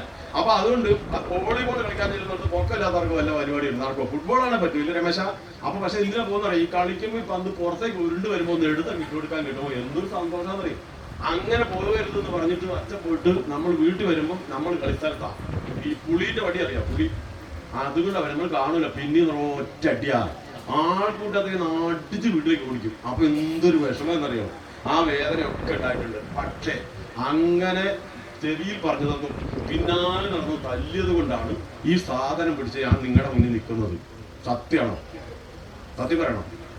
അപ്പൊ ഞാൻ എൻ്റെ അച്ഛനെ ഓർക്കണ്ടേ? ഇനി എൻ്റെ ചോദ്യം, അങ്ങനെ ഇല്ലായിരുന്നെങ്കിൽ ഞാനിവിടെ എത്തൂല, ഞാൻ കൂലിപ്പണിക്കാരനായിരുന്നു. അപ്പൊ നമ്മൾ ഓരോരുത്തരും നമ്മുടെ മക്കൾക്ക് വേണ്ടി ഇങ്ങനെ ചെയ്തില്ലെങ്കിൽ നമ്മൾ അവരോട് ചെയ്യുന്ന ഏറ്റവും വലിയ ദ്രോഹമല്ലേ? മാതാപിതാക്കളോട് ചോദിക്കുന്നത്. മാതാപിതാക്കൾ ഉറങ്ങണം. ഉറങ്ങില്ല, സമ്മതിച്ചോ? ഓക്കെ ആണോ? ഇപ്പൊ എന്താ തോന്നിയ മനസ്സിൽ? ഓരോരുത്തരൊന്നും പറഞ്ഞ് എന്താ മനസ്സിൽ തോന്നിയത്? അടുത്ത അധ്യയന വർഷം മക്കൾ സ്കൂളിൽ പോകുമ്പോൾ കഴിഞ്ഞ കൊല്ലത്തേക്കാൾ കൂടുതൽ ഞാൻ അവരെ സഹായിക്കും, നോക്കും എന്ന് ഉറപ്പാണ്. ഉറപ്പാണ്? ഇല്ല ഇല്ല. ഉറപ്പാണോ? എന്നാ ഉറപ്പ് പറയും. ഉറപ്പല്ലേ? കുഞ്ഞുമക്കളല്ലേ വീട്ടില്, നോക്കൂലേ? ഓക്കെ ആണോ? എങ്കിൽ നമ്മൾ ഈ കൂടിയതിന് അർത്ഥമുണ്ടാവും. വേറെ ഒന്നും പറഞ്ഞില്ലെങ്കിൽ, ഞാൻ പറഞ്ഞ മനസ്സിലായോ? അങ്ങനെ നിങ്ങൾ തീരുമാനിച്ചാൽ ഒരു സംശയം വേണ്ട, നിങ്ങൾക്ക് അതിന്റെ ഗുണം ഈ ഇരുപ്പിൽ നിന്ന് കിട്ടും. സംശയമില്ലല്ലോ? പക്ഷെ നിങ്ങൾ ചെയ്യണം. ഞാൻ പറഞ്ഞ നേരത്തെ ബാബുവിനോട് ഇടയ്ക്ക് പറഞ്ഞില്ലേ, 80-90 പേര് പങ്കെടുത്ത മീറ്റിംഗിൽ ആർക്കാ മാറ്റം ഉണ്ടായത്? ഞാനീ പറഞ്ഞ ഒറ്റ കുടുംബത്തിനാ. ബാക്കിയുള്ളവർ എന്ത് ചെയ്തു? ഒക്കെ കേട്ടു, ഇതിലെ പോയി. നിങ്ങൾ അങ്ങനെ അല്ലല്ലോ. ഒരു സംശയം ഉണ്ടല്ലോ ബാബു, ചിലരും മിണ്ടുന്നില്ല. അവര് പറഞ്ഞ എനിക്ക് അങ്ങനെ മക്കളില്ലല്ലോ, വലുതായി പോയി. ആ മക്കളുടെ മക്കളില്ലേ? ഇല്ലേ? അവര് നോക്കട്ടെ, അതിന്റെ ഉത്തരവാദിത്വം കേൾക്കാട്ടോ. സമ്മതിച്ചോ? വാക്ക് തരുമോ? എന്നാ ഞാൻ വന്നതിന് എനിക്കൊരു സന്തോഷമുണ്ട്. നോക്കുമല്ലയോ? നിങ്ങളോട് കൂടെ പറഞ്ഞു, നിങ്ങൾ കാരണവരല്ലേ? ഓക്കെ. അപ്പൊ അതാണ് അതിന്റെ കാര്യം. അപ്പൊ അതുകൊണ്ട് അത്തരം ഉദാഹരണങ്ങൾ ഒരുപാടുണ്ട്. ഇനി ഞാൻ വേറൊരു ഉദാഹരണം പറയാം. ഇത്തരം കൂട്ടായ്മ കൊണ്ട് സമൂഹത്തിൽ നൽകുന്ന നന്മ പറയട്ടെ? മടുത്തോ? മടുത്തേക്ക് പറഞ്ഞാൽ മതി. അതുപോലെ ടൈം ആകുമ്പോൾ അത് പറയണേ. ഞാൻ ഒന്നുകൂടെ പറയട്ടെ, എല്ലാവരും കൂടുവോ? നിങ്ങൾ ഇടയ്ക്ക് ഒച്ചത്തിൽ സംസാരിക്കുകയൊക്കെ ചെയ്താൽ നമ്മൾ മടുപ്പറിയില്ല, ചൂടറിയില്ല. അതിനാ ഇങ്ങനെ പറയുന്നത്. അത് ഞാനിവിടെ ഇറങ്ങിയതിനാ. വേറെ എന്ന് വെച്ച് കഴിഞ്ഞാൽ തിരൂരെന്ന് കേട്ടിട്ടുണ്ടോ? തിരൂർ നല്ല സ്ഥലമല്ലേ? ആ, എങ്ങനെ അറിഞ്ഞു? ആർക്കറിയാം. പക്ഷെ ഒരു കാര്യം ഉറപ്പാണ്, മനുഷ്യത്തെ ഏറ്റവും കൂടുതലുള്ള ജില്ല ഏതാ നിങ്ങൾക്കറിയാം? മനുഷ്യരുടെ, നമ്മൾ മോശമായിട്ടല്ല, നല്ല മനുഷ്യത്വമുള്ള, പരസ്പരം സഹായിക്കുകയും സ്നേഹിക്കുകയും രോഗികളെ സഹായിക്കുകയും പാലിയേറ്റീവും ഒക്കെ ഏറ്റവും മുന്നിൽ നിൽക്കുന്ന നല്ല മനുഷ്യർ കേരളത്തിൽ ഏറ്റവും കൂടുതലുള്ള ജില്ല ഏതാ നിങ്ങൾക്കറിയാമോ? മലപ്പുറമാണ്. ഏറ്റവും ചീത്ത വെക്കുന്ന ജില്ല ഏതാ? എന്തൊരു കഷ്ടല്ലേ രമേശ? അതാണ്. അതുപോലെ സാഹോദര്യം, അവിടെ ഹിന്ദുക്കളും മുസ്ലിം ക്രിസ്ത്യാനും നല്ല സാഹോദര്യത്തിലാണ് കഴിയുന്നത്. ഇത്ര പറയും. അവിടുന്ന് വരുന്നവർ പറഞ്ഞു തരുന്ന പലതും ഞാൻ ഇവിടെ പറയാറുണ്ട്. ഞാനവിടെ ഒരുപാട് ബാബു പൂമലെ ചില പരിപാടികൾ ഞാനും പാടുന്നു. അങ്ങനെ ഉണ്ടായ അനുഭവം പറയുന്നത്, തിരൂർ ഞാനൊരു കുടുംബസംഗമത്തിൽ പോയി. ഒരുപാട് ആളുണ്ട്. ഹലോ സുഹൃത്തുക്കളെ, ഞാൻ പറയാൻ നിങ്ങൾ കേൾക്കുന്നുണ്ടോ?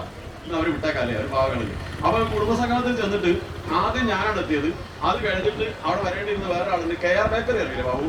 കേട്ടില്ലേ? പേര് കേട്ട? അതിന് മുതലാളി വീടാ. നമ്മൾ വലിയ സുഹൃത്തായിട്ട് ഞാൻ വിളിക്കുന്ന ഇടയ്ക്ക്.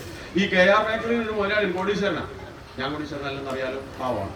അപ്പൊ ഏതായാലും അയാൾ വരാൻ വൈകുന്നുണ്ട്. ഇതുപോലെ ഞാൻ ആദ്യം സംസാരിച്ചു. അങ്ങനെ സംസാരിച്ച് കഴിഞ്ഞിട്ട് ഈ KR ബാലേട്ടൻ അദ്ദേഹം വന്നു. അദ്ദേഹം ഉദ്ഘാടനം നടത്തി. പിന്നെ ഉദ്ഘാടനം കഴിഞ്ഞ് കഴിഞ്ഞിട്ട് ബാലേട്ടൻ പറഞ്ഞു, എന്റെ കൂട്ടത്തിൽ ഒരു ചെറുപ്പക്കാരൻ വന്നിട്ട്, ഒരു 25 വയസ്സ് തോന്നുന്ന ഒരു ചെറുപ്പക്കാരുണ്ട്. ഈ ചെറുപ്പക്കാരൻ എന്റെ കൂടെ വന്ന കോയമ്പത്തൂരിൽ നിന്ന്, മൂപ്പരെ ഓഫീസ് അവിടെയാ, കോയമ്പത്തൂരിൽ നിന്ന് വന്നതാണ്. ഇയാളെ കൊണ്ട് ഇയാൾക്ക് 2-3 കാര്യങ്ങൾ നിങ്ങളോട് സംസാരിക്കാനുണ്ടെന്ന്. അപ്പൊ അധ്യക്ഷൻ പറഞ്ഞു, ആയിക്കോട്ടെ. അത് KR ബാലിന്റെ പ്രത്യേകത വെച്ച് കഴിഞ്ഞാൽ നമ്മളിപ്പോ ഒരു ഫോട്ടോ വെച്ചില്ല ഒരാളുടെ, അതേപോലെ എന്തെങ്കിലും സഹായിക്കുന്നു വെച്ചാൽ നല്ല സ്വഭാവം. അപ്പൊ മത്സരത്തിന്റെ കാര്യം പറഞ്ഞത്, അദ്ദേഹം എന്തെങ്കിലുമൊക്കെ ചെയ്യുമല്ലോ, നല്ല മനുഷ്യനാ എന്ന് പറഞ്ഞ പോലെ ഈ ബാലേട്ടനും പറ്റുന്ന കൊടുക്കുന്നുണ്ട്. അപ്പൊ അദ്ദേഹം ഒരാളെ കൊണ്ടുവന്ന സന്തോഷമല്ലോ. അയാളോട് സംസാരിക്കാൻ പറഞ്ഞു. അപ്പൊ ഇയാൾ എഴുന്നേറ്റ് നിന്നിട്ട് എല്ലാവർക്കും നമസ്കാരമൊക്കെ പറഞ്ഞു തുടങ്ങിയിട്ട് പറഞ്ഞു, ഞാൻ MBA പാസ്സായ ആളാണ്. അപ്പൊ ഞാൻ വിചാരിച്ചു, അപ്പൊ എന്താ പറഞ്ഞാൽ മനസ്സിലായോ? ഞാൻ MBA പാസ്സായെന്ന് പറഞ്ഞാൽ മുമ്പ് പോക്കത്തെ പറയുന്ന കേൾക്കണം, നമുക്ക് വല്ല കാര്യമുണ്ടോ? ഞാനിപ്പോ പോക്കത്തെ പറഞ്ഞ് നിങ്ങൾ എഴുന്നേറ്റ് പോകില്ലേ? അതുപോലെ അന്ന് ഞാൻ വിചാരിച്ചു. പിന്നെ പറഞ്ഞു, എനിക്കിപ്പം മാസത്തിൽ 50,000 രൂപ ശമ്പളം കിട്ടുന്നുണ്ട്. വലിയ കാര്യം. പിന്നെ പറഞ്ഞ് ബാക്കിയാണ് പിന്നെ. അപ്പൊ എന്റെ ആദ്യത്തെ നമ്മുടെ ഇംപ്രഷൻ പോയി. പക്ഷെ പിന്നെ പറഞ്ഞു, എന്റെ വീട് വളരെ ദാരിദ്ര്യം പിടിച്ചൊരു വീടാണ്. അച്ഛനും അമ്മയ്ക്കും ഞങ്ങൾ 2 മക്കളെ. ഞാൻ മൂത്ത മകൻ, എന്റെ അനിയത്തിക്കുട്ടിയുണ്ട്. ഞങ്ങൾ വളരെ ദുരിതത്തിലാണ്. അങ്ങനെ ദുരിതം അനുഭവിക്കുന്ന ഞങ്ങൾ, അച്ഛനൊക്കെ കൂലിപ്പണിക്ക് പോയിട്ട് വീട്ടുകാര്യങ്ങൾക്ക് ചെലവിന് പൈസ തികയാത്തതുകൊണ്ട് ഒടുവിൽ ഞാൻ ഡിഗ്രിക്ക് പഠിക്കാൻ തുടങ്ങിയ സമയത്ത് ഓട്ടോറിക്ഷ ഓടിക്കാൻ പോകാൻ തുടങ്ങി. വെള്ളിയാഴ്ച ഞായറാഴ്ച. എന്തുകൊണ്ടാണ് വെള്ളി ഞായർ? മനസ്സിലായല്ലോ, അവിടെ ഒഴിവന്നല്ലേ. അങ്ങനെ തിരൂരങ്ങാടിൽ ഓട്ടോറിക്ഷ ഓടിക്കാൻ പോയി. ഇങ്ങനെ ഓട്ടോറിക്ഷ അടിക്കാൻ പോയി കുറച്ചു കാലം ഇങ്ങനെ മുന്നോട്ട് പോയി. അപ്പൊ രാത്രി 8 മണിയോടെ ഞാൻ തിരിച്ചു വരും. എന്നിട്ട് പൈസ കൊണ്ടുവന്നിട്ട് അമ്മേന്റെ അച്ഛന്റെ കൊടുക്കും. ഇങ്ങനെ മുന്നോട്ട് പോയപ്പോ എന്റെ കൂടെ ഓട്ടോറിക്ഷ ഓടിക്കുന്ന കൂട്ടുകാര് എന്നെ പലപ്പോഴായി പ്രലോഭിപ്പിച്ച് നമുക്കൊരു സ്ഥലത്ത് പോകാമെന്ന്. അത് എവിടെയാണെന്നറിയോ? ഈ കുടിയേറാൻ പോകുന്ന പറഞ്ഞ സ്ഥലം തിരുവിതാംകൂറിൽ നിന്നല്ല, മധ്യ തിരുവിതാംകൂറിൽ. മറ്റേത് മത്സ്യ തിരുവിതാംകൂറാ. ഇതേതാ പിടിയിട്ടില്ലേ? മധ്യ തിരുവിതാംകൂർ. അത് ഇവര് കുറെ കമ്പനി ഉണ്ട്, ഇതിൽ പോകും. അപ്പൊ ഇവരോട് ചോദിക്കുമ്പോൾ പോവില്ല.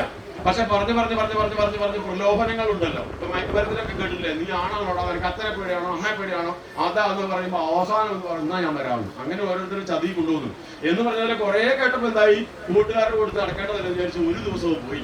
ഒരു ദിവസം വണ്ടി റോഡ് സൈഡിൽ പാർക്ക് ചെയ്തിട്ട് ഇവരുടെ കൂട്ടത്തിൽ പോയി. അന്ന് 8 മണിക്ക് വന്നില്ല, 9 മണിക്ക് വന്നില്ല, 10 മണിക്ക് വന്നില്ല. ഒരു മകൻ സ്ഥിരമായി വണ്ടിയിൽ കൊണ്ട് പോയിട്ട് അന്ന് മൊബൈൽ പോലും ഇല്ല.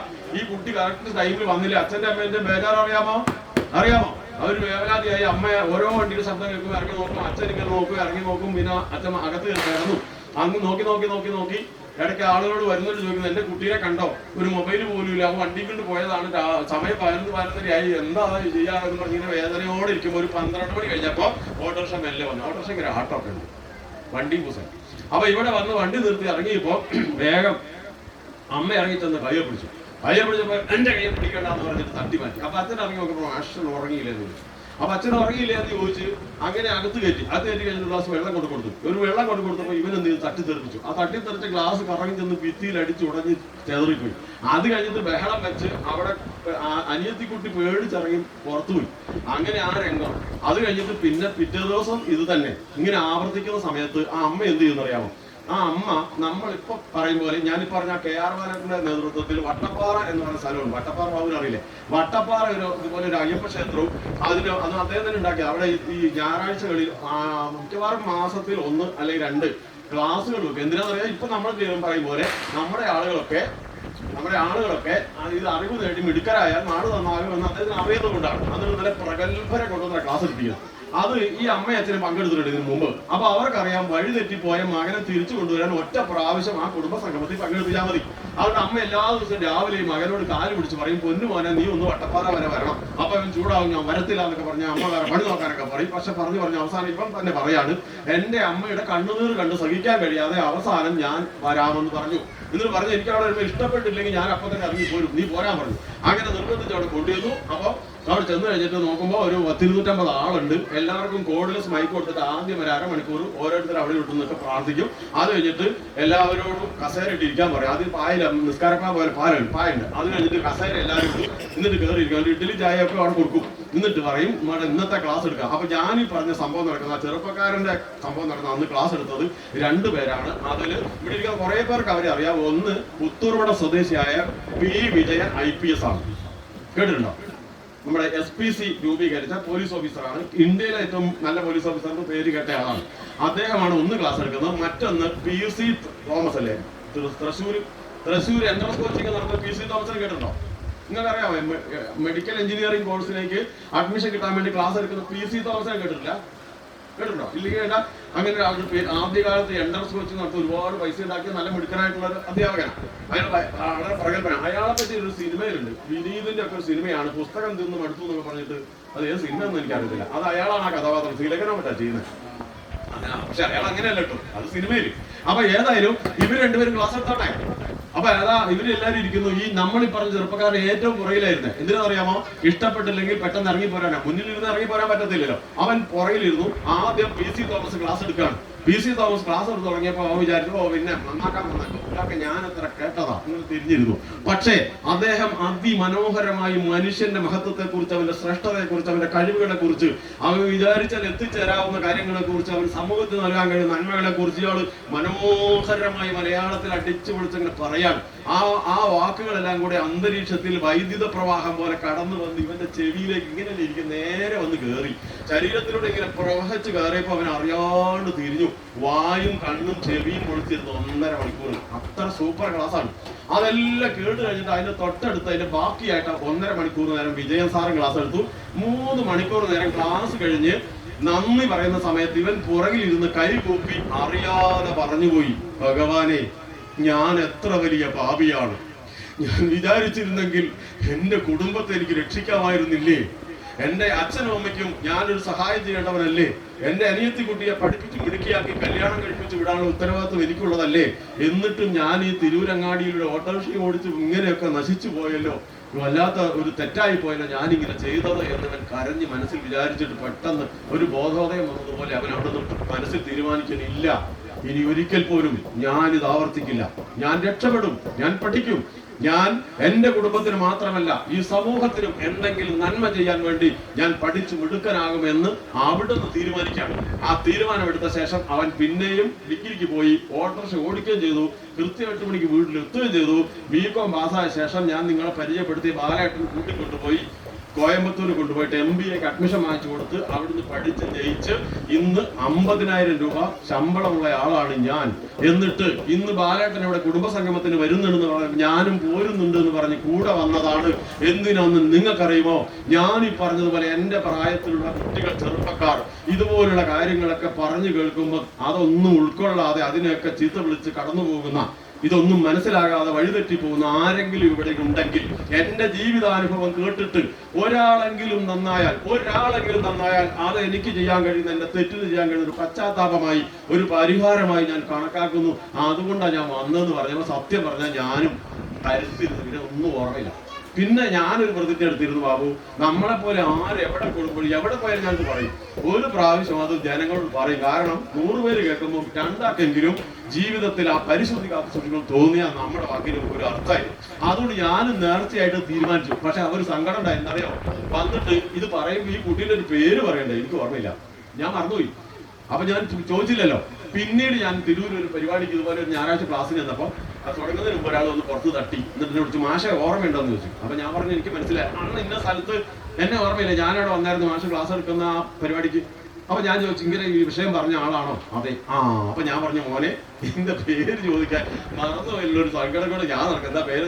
സുരേഷ് എന്ന് പേര് പറഞ്ഞു. പിന്നെ എന്തിനാ വന്നെന്ന് പറയാൻ വേണ്ടിട്ട് അത്ര കൂട്ടി പറഞ്ഞത്, ആ കുട്ടിക്ക് ഈ 50,000 രൂപ കഴിഞ്ഞിട്ട് ഗൾഫിൽ 2 ലക്ഷത്തിന് മുകളിൽ ശമ്പളമുള്ള പുതിയ ജോലി കിട്ടിയപ്പോ അതിനിടയാക്കിയ ബാലേട്ടൻ എന്ന് പറഞ്ഞ ആ പരിപാടി സംഘടിപ്പിച്ച ആളാണ് ബാലേട്ടൻ. ആ ബാലേട്ടനെ കണ്ട് നന്ദി പറയാൻ വന്നതാണ് കുട്ടി. മനസ്സിലായോ? നിങ്ങൾക്ക് എന്ത് തോന്നുന്നു? ഇനി ഒറ്റ ചോദ്യം, ഇതുപോലെ ഒരു സംഗമത്തിൽ വെച്ചല്ലേ കുട്ടി മാറിയത്? അല്ലെ? ഒരു വേള മറ്റുള്ളവരുടെ പ്രലോഭനം, അത് മനുഷ്യനൊക്കെ സംഭവിക്കാം.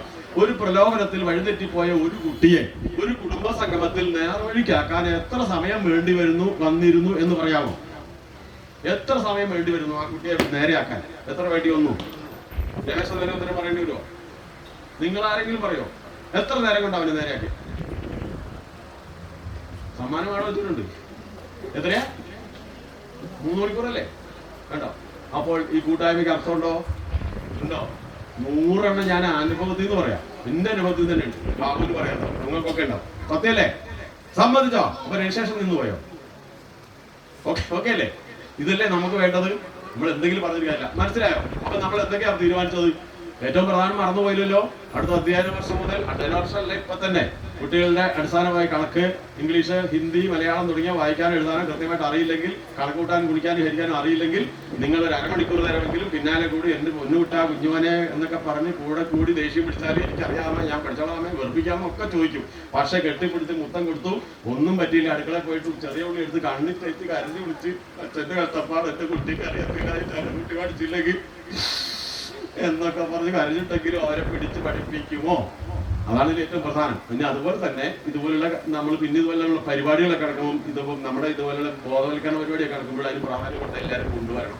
എന്നാലല്ലേ കേൾക്കാത്തവരോട് കേൾക്കുമ്പോൾ അവർക്കും ഒരാളെങ്കിലും മാറൂലേ. അപ്പൊ അതൊക്കെയാണ് ഇതിന്റെ ഒരു പ്രധാന നേട്ടം എന്ന് ഞാൻ പറഞ്ഞു വന്നത്.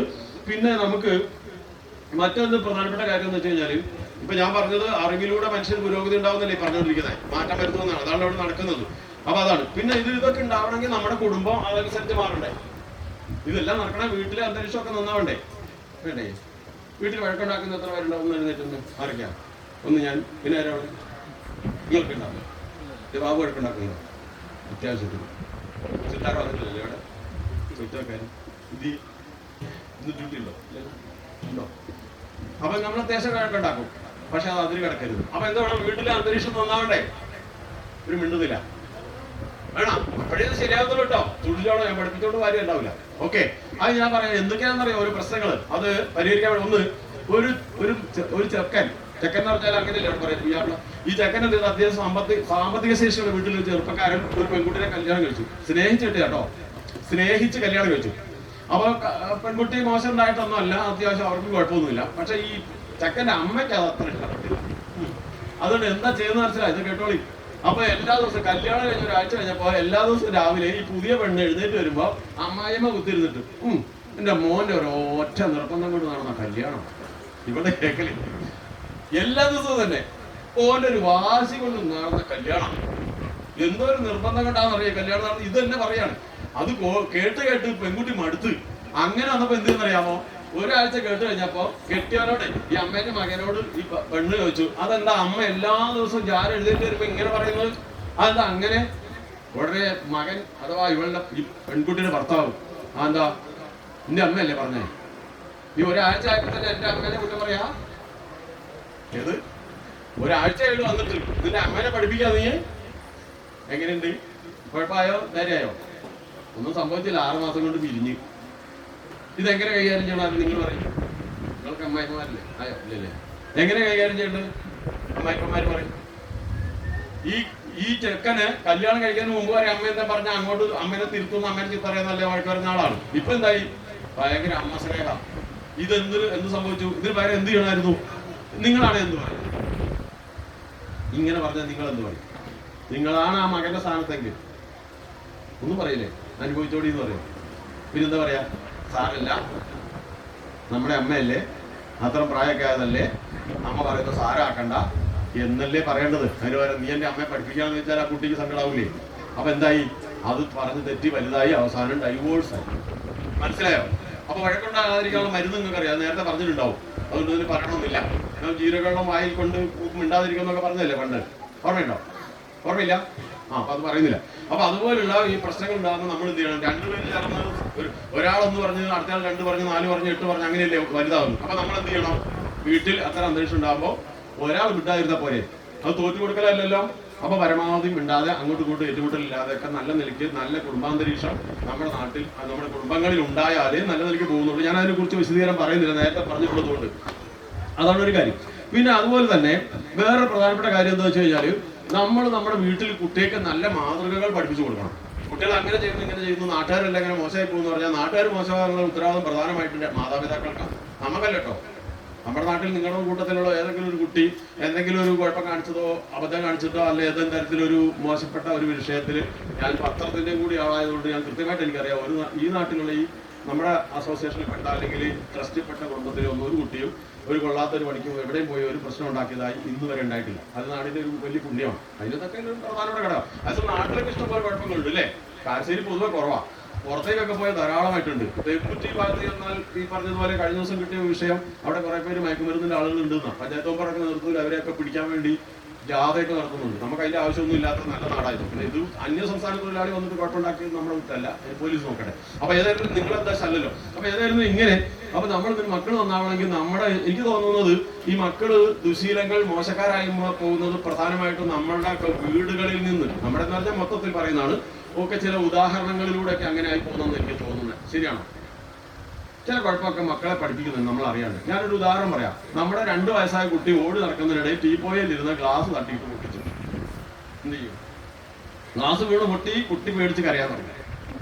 അമ്മ ഓടി ചെന്നു, അച്ഛൻ അടുത്ത മുറിയിൽ നിന്ന് ഓടി വന്നു. അപ്പൊ എന്താ പറയാ? ആരാ ഗ്ലാസ് പൊട്ടിച്ചതെന്ന് അച്ഛൻ ചോദിക്കും. അപ്പൊ അമ്മ എന്ത് പറയും? രമേശന് എന്ത് പറയും? പൂച്ച. ആരാ പൊട്ടിച്ചേ? പൂച്ച പൊട്ടിച്ചത്. എന്തിനാ അങ്ങനെ പറഞ്ഞത്? കുഞ്ഞ് വേദനിക്കാതിരിക്കാൻ അല്ലേ? ആ കൊച്ചിന്റെ പേടിച്ച് വരച്ച് നിൽക്കുന്ന കുട്ടി ഒന്നും കൂടി വേദനിക്കാതിരിക്കാൻ നമ്മൾ എന്ത് ചെയ്തു? കുട്ടിയെ എടുത്തെന്ന് പറഞ്ഞ് പൂച്ചയെ ക്ലാസ് പൊട്ടിച്ച് എന്നിട്ട് പൂച്ചനെ ഓടിച്ചു. അച്ഛനും വന്നിട്ട് പൂച്ച. അപ്പൊ അവിടെ ഒരു കുഴപ്പമുണ്ടായി. എന്താ കുഴപ്പം പറയും. ഇങ്ങനെ ഒരു തെറ്റ് ചെയ്തിട്ട് അല്ലെങ്കിൽ അബദ്ധം കാണിച്ചിട്ട് അതിന്റെ കുറ്റം ആർക്ക് ചാരി കൊടുത്തു? പൂച്ചയ്ക്ക് ചാരി കൊടുത്തു. അപ്പൊ ഇങ്ങനെ എന്ത് ചെയ്താൽ നമ്മൾ വേറുള്ളവരെ വഴിചാരി അവരെ ഏൽപ്പിച്ച് നമുക്ക് രക്ഷപ്പെടാമെന്ന ബാലപാഠം അവിടെ വരുന്നുണ്ട്. മനസ്സിലായോ? ശരിയോ തെറ്റോ? അതുപോലെ കുട്ടി ചെറുതായിരിക്കുന്ന സമയത്ത്, ഈ കുട്ടിയല്ല വേറെ കുട്ടിയാണ്, ഈ ഓടി നടക്കുന്നതിനിടയിൽ മേശയുടെ മൂലയ്ക്ക് നെറ്റുകൊണ്ടടിച്ച് കുട്ടി കരയാൻ തുടങ്ങി. അമ്മ ഓടി വന്ന് എന്താ മോനെ ചോദിച്ചാൽ അവിടെ എട്ടിയാന്ന് പറഞ്ഞു. കുട്ടി കരച്ചിൽ നിർത്തില്ല, മേശയ്ക്ക് 2 വെച്ചു കൊടുത്തു. അപ്പൊ കുട്ടി കരച്ചിൽ നിർത്തി. അപ്പൊ കുട്ടിക്ക് എന്താ മനസ്സിലായി? കുട്ടിയല്ലേ പോയി ഇടിച്ചത്, പക്ഷെ മേശയ്ക്ക് അതല്ല കിട്ടിയത്. അപ്പൊ ഇങ്ങനെയുള്ള നമ്മുടെ ചില പ്രയോഗങ്ങൾ ഒരു പരിധി വരെ കുട്ടികളുടെ ഉള്ളിൽ വളർന്ന് വലുതാകുമ്പോൾ ഇതുപോലുള്ള വിളവുകളൊക്കെ എടുക്കാൻ ഇടയായാൽ അത് നമ്മളും കൂടി ഉത്തരവാദി അല്ലേ? ആണോ? ശരിയോ തെറ്റോ? അപ്പൊ നമുക്ക് അതിന് എന്ത് ചെയ്യാൻ പറ്റും? നിങ്ങൾ ആലോചിച്ച്. അപ്പൊ കുട്ടി ക്ലാസ് പൊട്ടിച്ചു, കുട്ടി പേടിച്ച് നിൽക്കുകയാണ്. അവരെ ഒരു കാരണവശാലും വിഷമിപ്പിക്കാൻ പാടില്ല. നമുക്ക് എന്ത് ചെയ്യാൻ പറ്റും? പൂച്ച ഓടിക്കുന്നതിന് പകരം മോനെ ചെന്ന് എടുത്തു പൊക്കി എന്റെ പൊന്നു മോനെ കുട്ട സാരല്ല എന്ന് പറഞ്ഞ് സമാധാനിപ്പിച്ചാൽ പോരായിരുന്നു. അന്നേരം കുട്ടിക്ക് വിഷമം മാറൂലേ? ഇല്ലേ? എന്നാ അങ്ങനെ കേട്ടോ. അത് ഇത് വേറൊന്നും ഞാൻ പൊതുവെ കണ്ടുവരുന്ന ഒരു കാര്യം, നമ്മുടെ വീടുകളിൽ കൂടെയൊക്കെ ഈ സഞ്ചി നോക്കി ഞാനിതൊന്ന് കാണിക്കാൻ വേണ്ടി വന്നത്, നിങ്ങൾ വേണേ വാങ്ങിയാൽ മതി, വാങ്ങിയില്ലേലും കുഴപ്പമില്ല എന്ന് പറഞ്ഞ് നിരത്തി വെക്കൂലേ? കണ്ടില്ല? നമ്മുടെ എല്ലാ വീട്ടുകൂടെ വരാറുണ്ട് പെൺകുട്ടികളും ആൺകുട്ടികളും, കണ്ടിട്ടുണ്ടോ? അപ്പൊ അതിനകത്ത് ഇതിനേക്കാൾ നല്ല സാധനം വരല്ല, ചായപ്പൊടി ഉണ്ടാവുന്നുണ്ട്, പാത്രം കഴുകുന്നുണ്ട്, ഇങ്ങനെ വരും.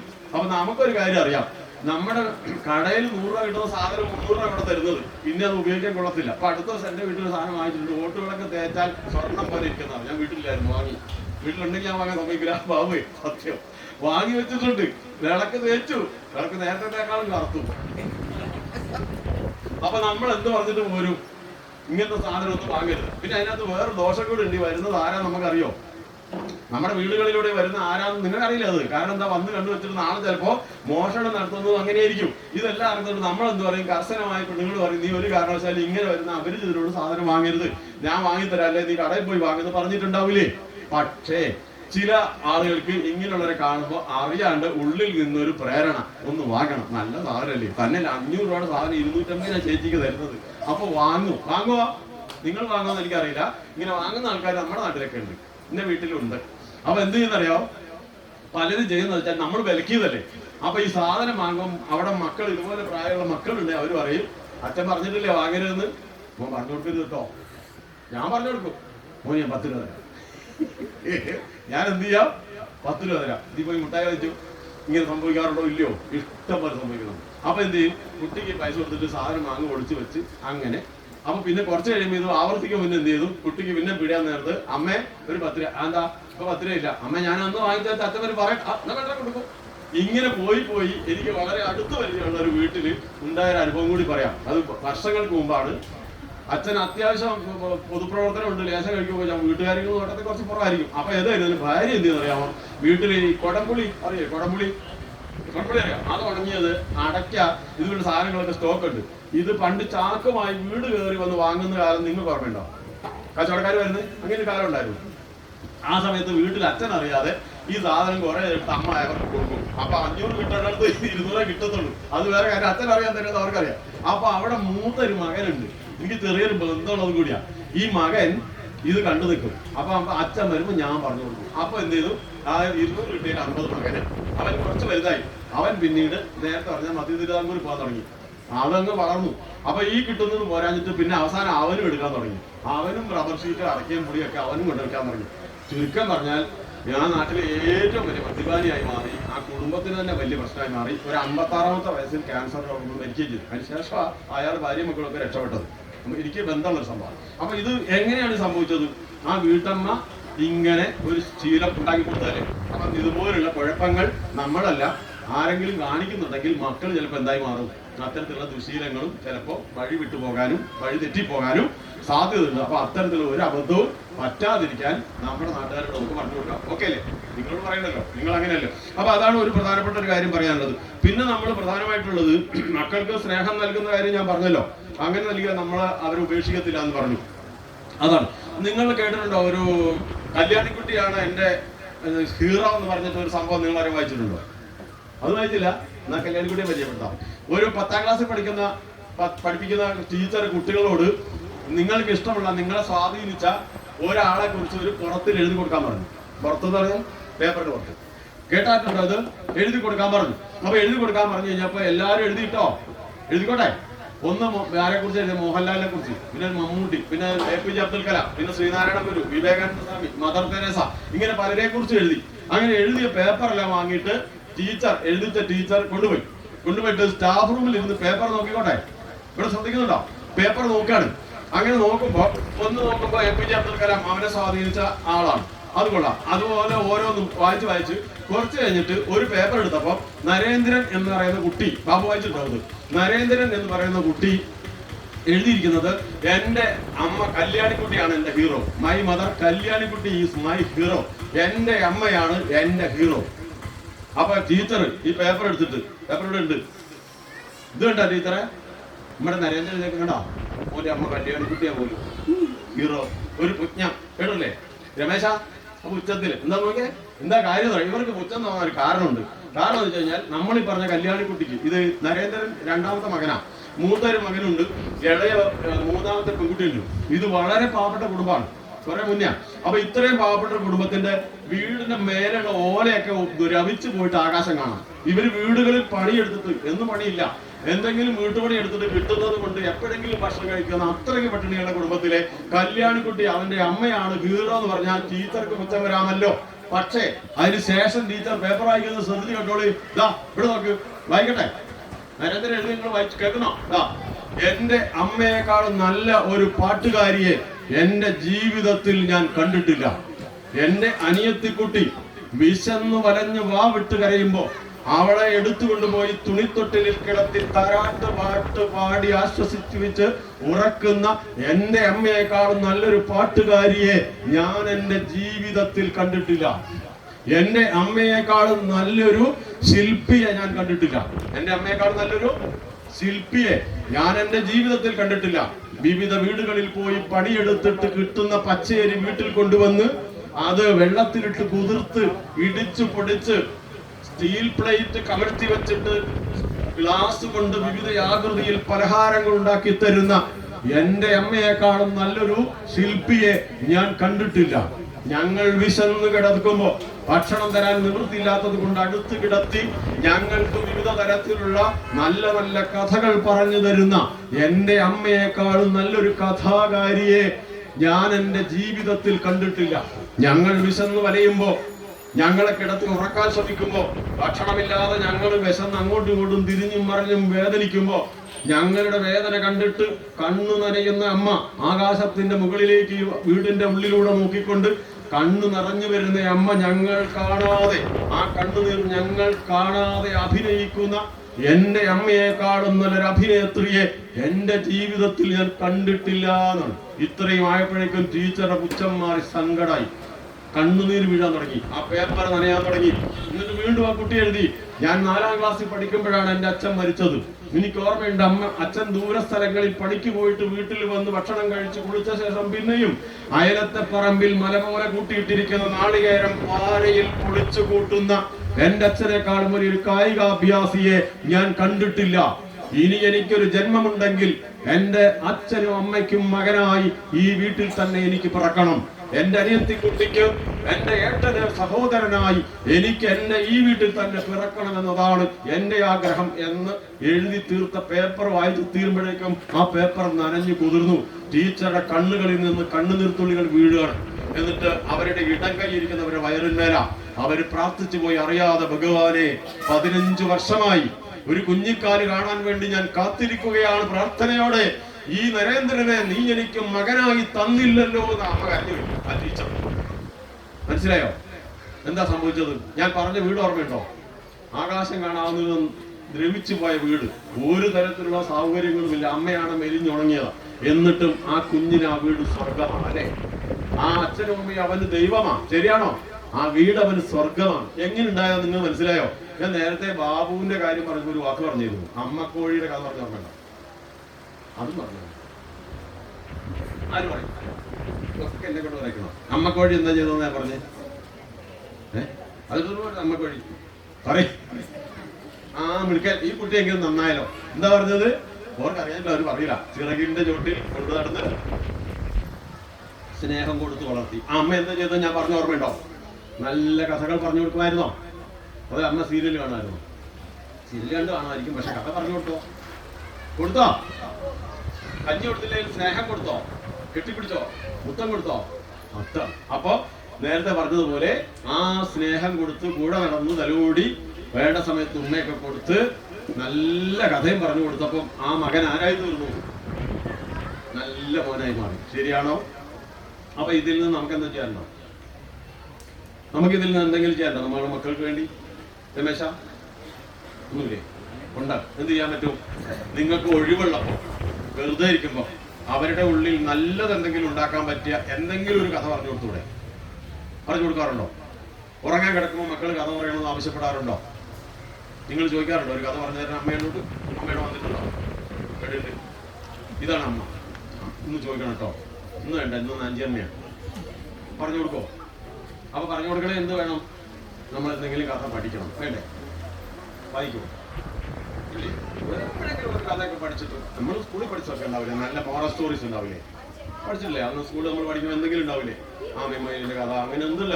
അപ്പൊ ഇതുപോലെയുള്ള കഥകളൊക്കെ പറഞ്ഞിട്ട് ആ കഥ മുഴുവൻ കേട്ട് നന്നാവുന്നതല്ല, ആ കഥ വിടുന്നു അവർ നമ്മൾ തമ്മിൽ വലിയ ബന്ധമാകും. മനസ്സിലായത് നിങ്ങൾക്ക്? സമ്മതിച്ചോ സാറേ? ആ, അപ്പൊ ഇതുപോലെ ആ അമ്മ എന്ത് ചെയ്തു? നല്ലതുപോലെ കുട്ടികളെ സ്നേഹിച്ച് കഥയൊക്കെ പറഞ്ഞു കൊടുത്ത് കൂടെ കൊണ്ടുവരുന്നതുകൊണ്ട് എന്ത് ദാരിദ്ര്യമാണെങ്കിലും ആ വീട് അവന് സ്വർഗമാണ്, അല്ലേ?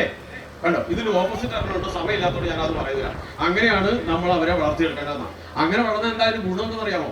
ബാബു ഒരു കൈച്ചൂട്ട് കേട്ടോ, കേട്ടോന്ന് അറിയത്തില്ല, ഞാൻ പറയും ബാബു പറയാം. അതായത് ഇങ്ങനെ വളർത്തിയാലുള്ള ഗുണം നിങ്ങൾക്ക് പറഞ്ഞുതരാം. വയസ്സാകുമ്പോഴേ, ഹലോ, ഈ ചെത്തുകടവിൽ ഒരു വൃദ്ധസദനം ഉള്ളത് അറിയാമോ? അറിയാമോ? അവിടെ റൂം ബുക്ക് ചെയ്തിട്ടുണ്ടോ? ഇല്ലാത്തവർക്ക് ഞാൻ കഥ പറഞ്ഞുതരാം. ബുക്ക് ചെയ്താൽ പിന്നെ അങ്ങോട്ട് പോകാമല്ലോ. ബുക്ക് ചെയ്തിട്ടുണ്ടോ? രമേശ് ബുക്ക് ചെയ്തോ? അത് മനസ്സിൽ ബുക്ക് ചെയ്യണ്ട കേട്ടോ, ഞാൻ ശരിയാക്കി തരാം. പോകാത്ത പണി ഞാൻ പറഞ്ഞുതരാം. എന്നാ ഇപ്പൊ ഈ പറഞ്ഞാൽ മതി. അതിനൊരു ഉദാഹരണം പറയാം. ഒരു വൃദ്ധൻ, അതായത് വല്യച്ഛൻ, ഒരു 75 വയസ്സായ അച്ഛന്റെ കഥ പറയട്ടെ. 75 വയസ്സാണ്. ഉദാഹരണം പറഞ്ഞാൽ ഒരു ആശയം പറയാൻ നല്ല എളുപ്പമാണ്. അപ്പൊ 75 വയസ്സായ, ഹലോ ഹലോ ഹലോ 75 വയസ്സായ, നമുക്ക് ഉണ്ടായിരിക്കട്ടെ, ഇങ്ങോട്ട് 75 വയസ്സായ അച്ഛൻ രാവിലെ എഴുന്നേറ്റപ്പോ ബെഡ് നനഞ്ഞിട്ടുണ്ട്. എന്താണെന്ന് മനസ്സിലായോ? പിടികിട്ടിയില്ലേ? ആ, അപ്പൊ ഈ അച്ഛന്റെ ഭാര്യ ഒരു 2-3 കൊല്ലം മുമ്പ് മരിച്ചു പോയതാണ്. അപ്പൊ അച്ഛൻ ഒരു മുറി കിടക്കുന്നു. അപ്പുറത്തെ മകനും മകന്റെ ഭാര്യ ഒരു കുട്ടിയും, ഒരു 10 വയസ്സ് പ്രായമുള്ള ഒരു കുട്ടിയുണ്ട്. അപ്പൊ ഇവര് അച്ഛൻ ഈ പറയുന്ന 2 ദിവസം 3 ദിവസം നോക്കുമ്പോ രാവിലെ എഴുന്നേൽക്കുമ്പോ ഈ ബെഡ് നനഞ്ഞിട്ടുണ്ട്. അപ്പൊ അച്ഛൻ ഒരു വിഷമായി മാറി. അച്ഛൻ എന്ത് ചെയ്യുന്ന അറിയാമോ? അച്ഛൻ കുഞ്ഞോളെ വിളിച്ചു, മകന്റെ കുട്ടീനെ വിളിച്ചിട്ട് പറഞ്ഞു, അച്ഛനെ വിളിക്കാൻ പറഞ്ഞു. അതായത് ഇവരുടെ മകനെ വിളിച്ചോണ്ട് വരാൻ പറഞ്ഞു. വിളിച്ചോണ്ട് വന്നപ്പോ അച്ഛന്റെ അടുത്ത് വന്നിട്ട് മകൻ ചോദിച്ചു, എന്താ അച്ഛൻ വിളിച്ചത്? അത് മോനെ ഇവിടെ ഇരിക്കാൻ പറഞ്ഞത്. എന്താന്ന് ചോദിച്ചു. മോനൊരു കാര്യം ചെയ്യും. എന്താ? അത് മോൻ എന്നെ ഒന്ന് വൃദ്ധസദനത്തിൽ കൊണ്ടാക്കുമെന്ന് ചോദിച്ചു, ചാത്തമംഗലത്ത്. അപ്പൊ മകൻ ചോദിച്ചാൽ അതെന്തിനാ അച്ഛൻ അങ്ങനെ പറയുന്നത്? ഞാൻ എന്തിനാ കൊണ്ടാക്കേണ്ടത്? അതല്ല മോനെ, കൊണ്ടാക്കിയാലും എനിക്ക് വളരെ സന്തോഷമുള്ള കാര്യം. പത്രമുണ്ട്, TV ഉണ്ട്, കൂട്ടാ. അല്ല, ഞങ്ങളിവിടെ അച്ഛനെ നോക്കുന്നതിൽ അച്ഛൻ എന്തെങ്കിലും ഒരു ബുദ്ധിമുട്ടുണ്ടോ? അതുകൊണ്ട് ഒന്നുമല്ല മോനെ, അതൊന്നുമല്ല. അത് ഇപ്പോഴത്തെ ദാമോരേട്ടനും ഇപ്പോഴത്തെ ഗോപാലേട്ടനും ഒക്കെ അവിടെ ഉണ്ട്. അവരൊക്കെ ആയിട്ട് ഒന്നിച്ചിങ്ങനെ കഴിയാം. അതുകൊണ്ടൊക്കെ പിന്നെയും ആ മകൻ നിർബന്ധിച്ചു പറഞ്ഞു, അത് മോനെ കണ്ടോ, എന്റെ മനസ്സ് വിചാരിക്കും പോലെ ശരീരം എത്തുന്നില്ല. ഇത് കണ്ടോ, ഇപ്പൊ ബെഡ് നനഞ്ഞിട്ടുണ്ട്. ഇത് കുറച്ചുകൂടി കണ്ട് കഴിഞ്ഞാലോ, ഈ ബെഡ് നനയുന്നതിനൊപ്പം വേറെ കൂടി എന്തെങ്കിലും ആയാൽ അതൊക്കെ ആലോചിക്കുമ്പോൾ എനിക്ക് ഇവിടുന്ന് പോകണം. അതുകൊണ്ടാ അത് ആ മകൻ ഒരു തരത്തിലും സമ്മതിക്കുന്നില്ല. അപ്പൊ പിന്നെയും അച്ഛൻ വാശി പിടിക്കാണ്. അതല്ല മോനെ, മാത്രല്ല കേട്ടോ, എനിക്ക് ഒറ്റയ്ക്ക് കിടക്കാൻ പേടിയാ. എനിക്ക് ഒറ്റയ്ക്ക് കിടക്കാൻ പേടിയുമാണ്. അതുകൊണ്ട് എന്റെ മോനെ എന്നെ ഒന്ന് കൊണ്ടാക്ക് എന്ന് നിർബന്ധമായി പിടിച്ചു കഴിഞ്ഞപ്പോ അവസാനം മകൻ ഭാര്യ വിളിച്ചു. എന്നിട്ട് പറഞ്ഞ അച്ഛൻ എന്തായാലും പോകണം, നിർബന്ധമാണ്, എന്നാ നമുക്ക് കൊണ്ടാക്കണം, അല്ലേ? അല്ലാതെ രക്ഷയില്ല, അച്ഛൻ്റെ ആഗ്രഹമല്ലേ. അതുകൊണ്ട് അച്ഛന്റെ സാധനങ്ങളൊക്കെ എടുക്കാൻ പറഞ്ഞു. എല്ലാ സാധനങ്ങളും പെറുക്കിയെടുത്തു. എന്നിട്ട് മകൻ അച്ഛന്റെ അടുത്തുനിന്ന് അച്ഛനെ എഴുന്നേൽപ്പിച്ചു. എന്നിട്ട് തോളത്ത് ഇങ്ങനെ കൈയിട്ട് കൊണ്ടുപോവുകയാണ്. എങ്ങോട്ടാ കൊണ്ടുപോയെന്ന് അറിയാമോ? നേരെ കൊണ്ടുപോയത് മകന്റെ ബെഡ്റൂമിലേക്കാണ്. തൊട്ടടുത്ത മകന്റെ ബെഡ്റൂമിലേക്കാണ് കൊണ്ടുപോയത്. എന്നിട്ട് ആ ബെഡ്റൂമിൽ കൊണ്ടുപോയി അച്ഛനെ ഇരുത്തിയ ശേഷം ആ മകൻ ചോദിച്ചു, ഇനി അച്ഛ നമ്മൾ ഒന്നിച്ചാ കിടക്കുക? ഇനി അച്ഛൻ എന്റെ കൂടെ കിടക്കുക? ഇനി അച്ഛന് പേടിയാവോ? അച്ഛനൊന്നും മിണ്ടുന്നില്ല. പിന്നെ ആ മകൻ, എന്നാലും എന്റെ അച്ഛൻ ഇങ്ങനെ പറഞ്ഞല്ലോ. അച്ഛ, ഞാനൊരു 5-10 വയസ്സ് വരെ അച്ഛന്റെ തോളത്ത് കയറിയിരുന്നു, ശരീരത്തിലൊക്കെ അപ്പിയിട്ട് മൂത്രമൊഴിച്ചൊക്കെ ഉപദ്രവിച്ചിട്ടില്ലേ? എന്നിട്ട് അച്ഛൻ എന്നെ നുള്ളി നോവിച്ചിട്ടുണ്ടോ? എന്നെ ബാലസദനത്തിൽ കൊണ്ടാക്കണമെന്ന് അച്ഛന് തോന്നിയോ? ഇല്ലല്ലോ. എല്ലാം സഹിച്ച് ഞങ്ങളെ വളർത്തിയതല്ലേ. അങ്ങനെ വളർത്തി പഠിപ്പിച്ച് വലുതാക്കി കല്യാണം കഴിച്ച് ജോലിയും വാങ്ങി തന്ന് ഈ നിലയിൽ എത്തിച്ച ശേഷം എന്റെ അച്ഛനെ ഞാൻ കൈച്ചൂട്ട് പോലെ കുത്തിക്കെടുത്തി വലിച്ചെറിയണോ എന്നല്ലേ പറഞ്ഞത്? ഇത് മകൻ ഒറ്റ കരച്ചിലാ. അതിന് കഴിച്ചൂട്ട് എന്താന്ന് നിങ്ങൾ അറിയോ എന്നുള്ള പ്രശ്നമുണ്ട്. കുട്ടികളെ മനസ്സിലായി കഴിച്ചൂട്ട്? ഇല്ല. നമ്മൾ തെങ്ങിന്റെ ഓലയില്ലേ ഉണങ്ങിയത്, ഇല്ലേ? അതിങ്ങനെ ഇരിഞ്ഞെടുത്തിട്ട് കെട്ടിയിട്ട് കത്തിച്ച് കൊണ്ടുപോകുന്നുണ്ടോ? അങ്ങനെ കണ്ട് ഞങ്ങളൊക്കെ ആ കഴിച്ചൂട്ട് അവസാനം എന്താ ചെയ്യാൻ നിങ്ങൾക്കറിയാം? മുതിർന്ന അമ്മമാർക്ക് അറിയാം? അറിയില്ല. അപ്പൊ ഞാൻ ബാബുവിന്റെ വീട്ടിലേക്ക് വരുന്നെങ്കിൽ വേവിന് മുറ്റത്തെത്തി കഴിയുമ്പോൾ കുത്തി കെട്ടിയിട്ട് കളയും, അല്ലെങ്കിൽ തീ പിടിക്കും. അപ്പൊ അതേപോലെയാണ് ആവശ്യം കഴിഞ്ഞ് വലിച്ചെറിയാനുള്ളതാണ് നമ്മുടെ അച്ഛനെ. ആ മകൻ ചോദിച്ച കേട്ടോ, അച്ഛനെ ഞാൻ കഴിച്ചുകൂട്ട് പോലെ കുത്തിക്കെടുത്തി വലിച്ചെറിയണമായിരുന്നോന്ന് ആ അച്ഛനും മകനും അവിടെ കെട്ടിപ്പിടിച്ചിരുന്ന് കരയുകയാണ്. പ്രിയപ്പെട്ട കുടുംബാംഗങ്ങളെ, സഹോദരിമാരെ, മക്കളെ, ഞാൻ ചോദിക്കട്ടെ, ഇതല്ലേ സ്വർഗം? ഈ വീടല്ലേ സ്വർഗം? അല്ലേ? തലയാട്ടുന്നില്ല. ഇങ്ങനെ ചെയ്യുമോ നിങ്ങൾ? കഴിച്ചൂട്ടാകുമോ? കെട്ടിപ്പിടിക്കോ? നമ്മുടെ മാതാപിതാക്കൾ പണ്ട് നമ്മളൊക്കെ ഉണ്ണിമൂത്രം എന്തായാലും ഉണ്ണിമൂത്രം നമുക്ക് അറിയാം അല്ലേ?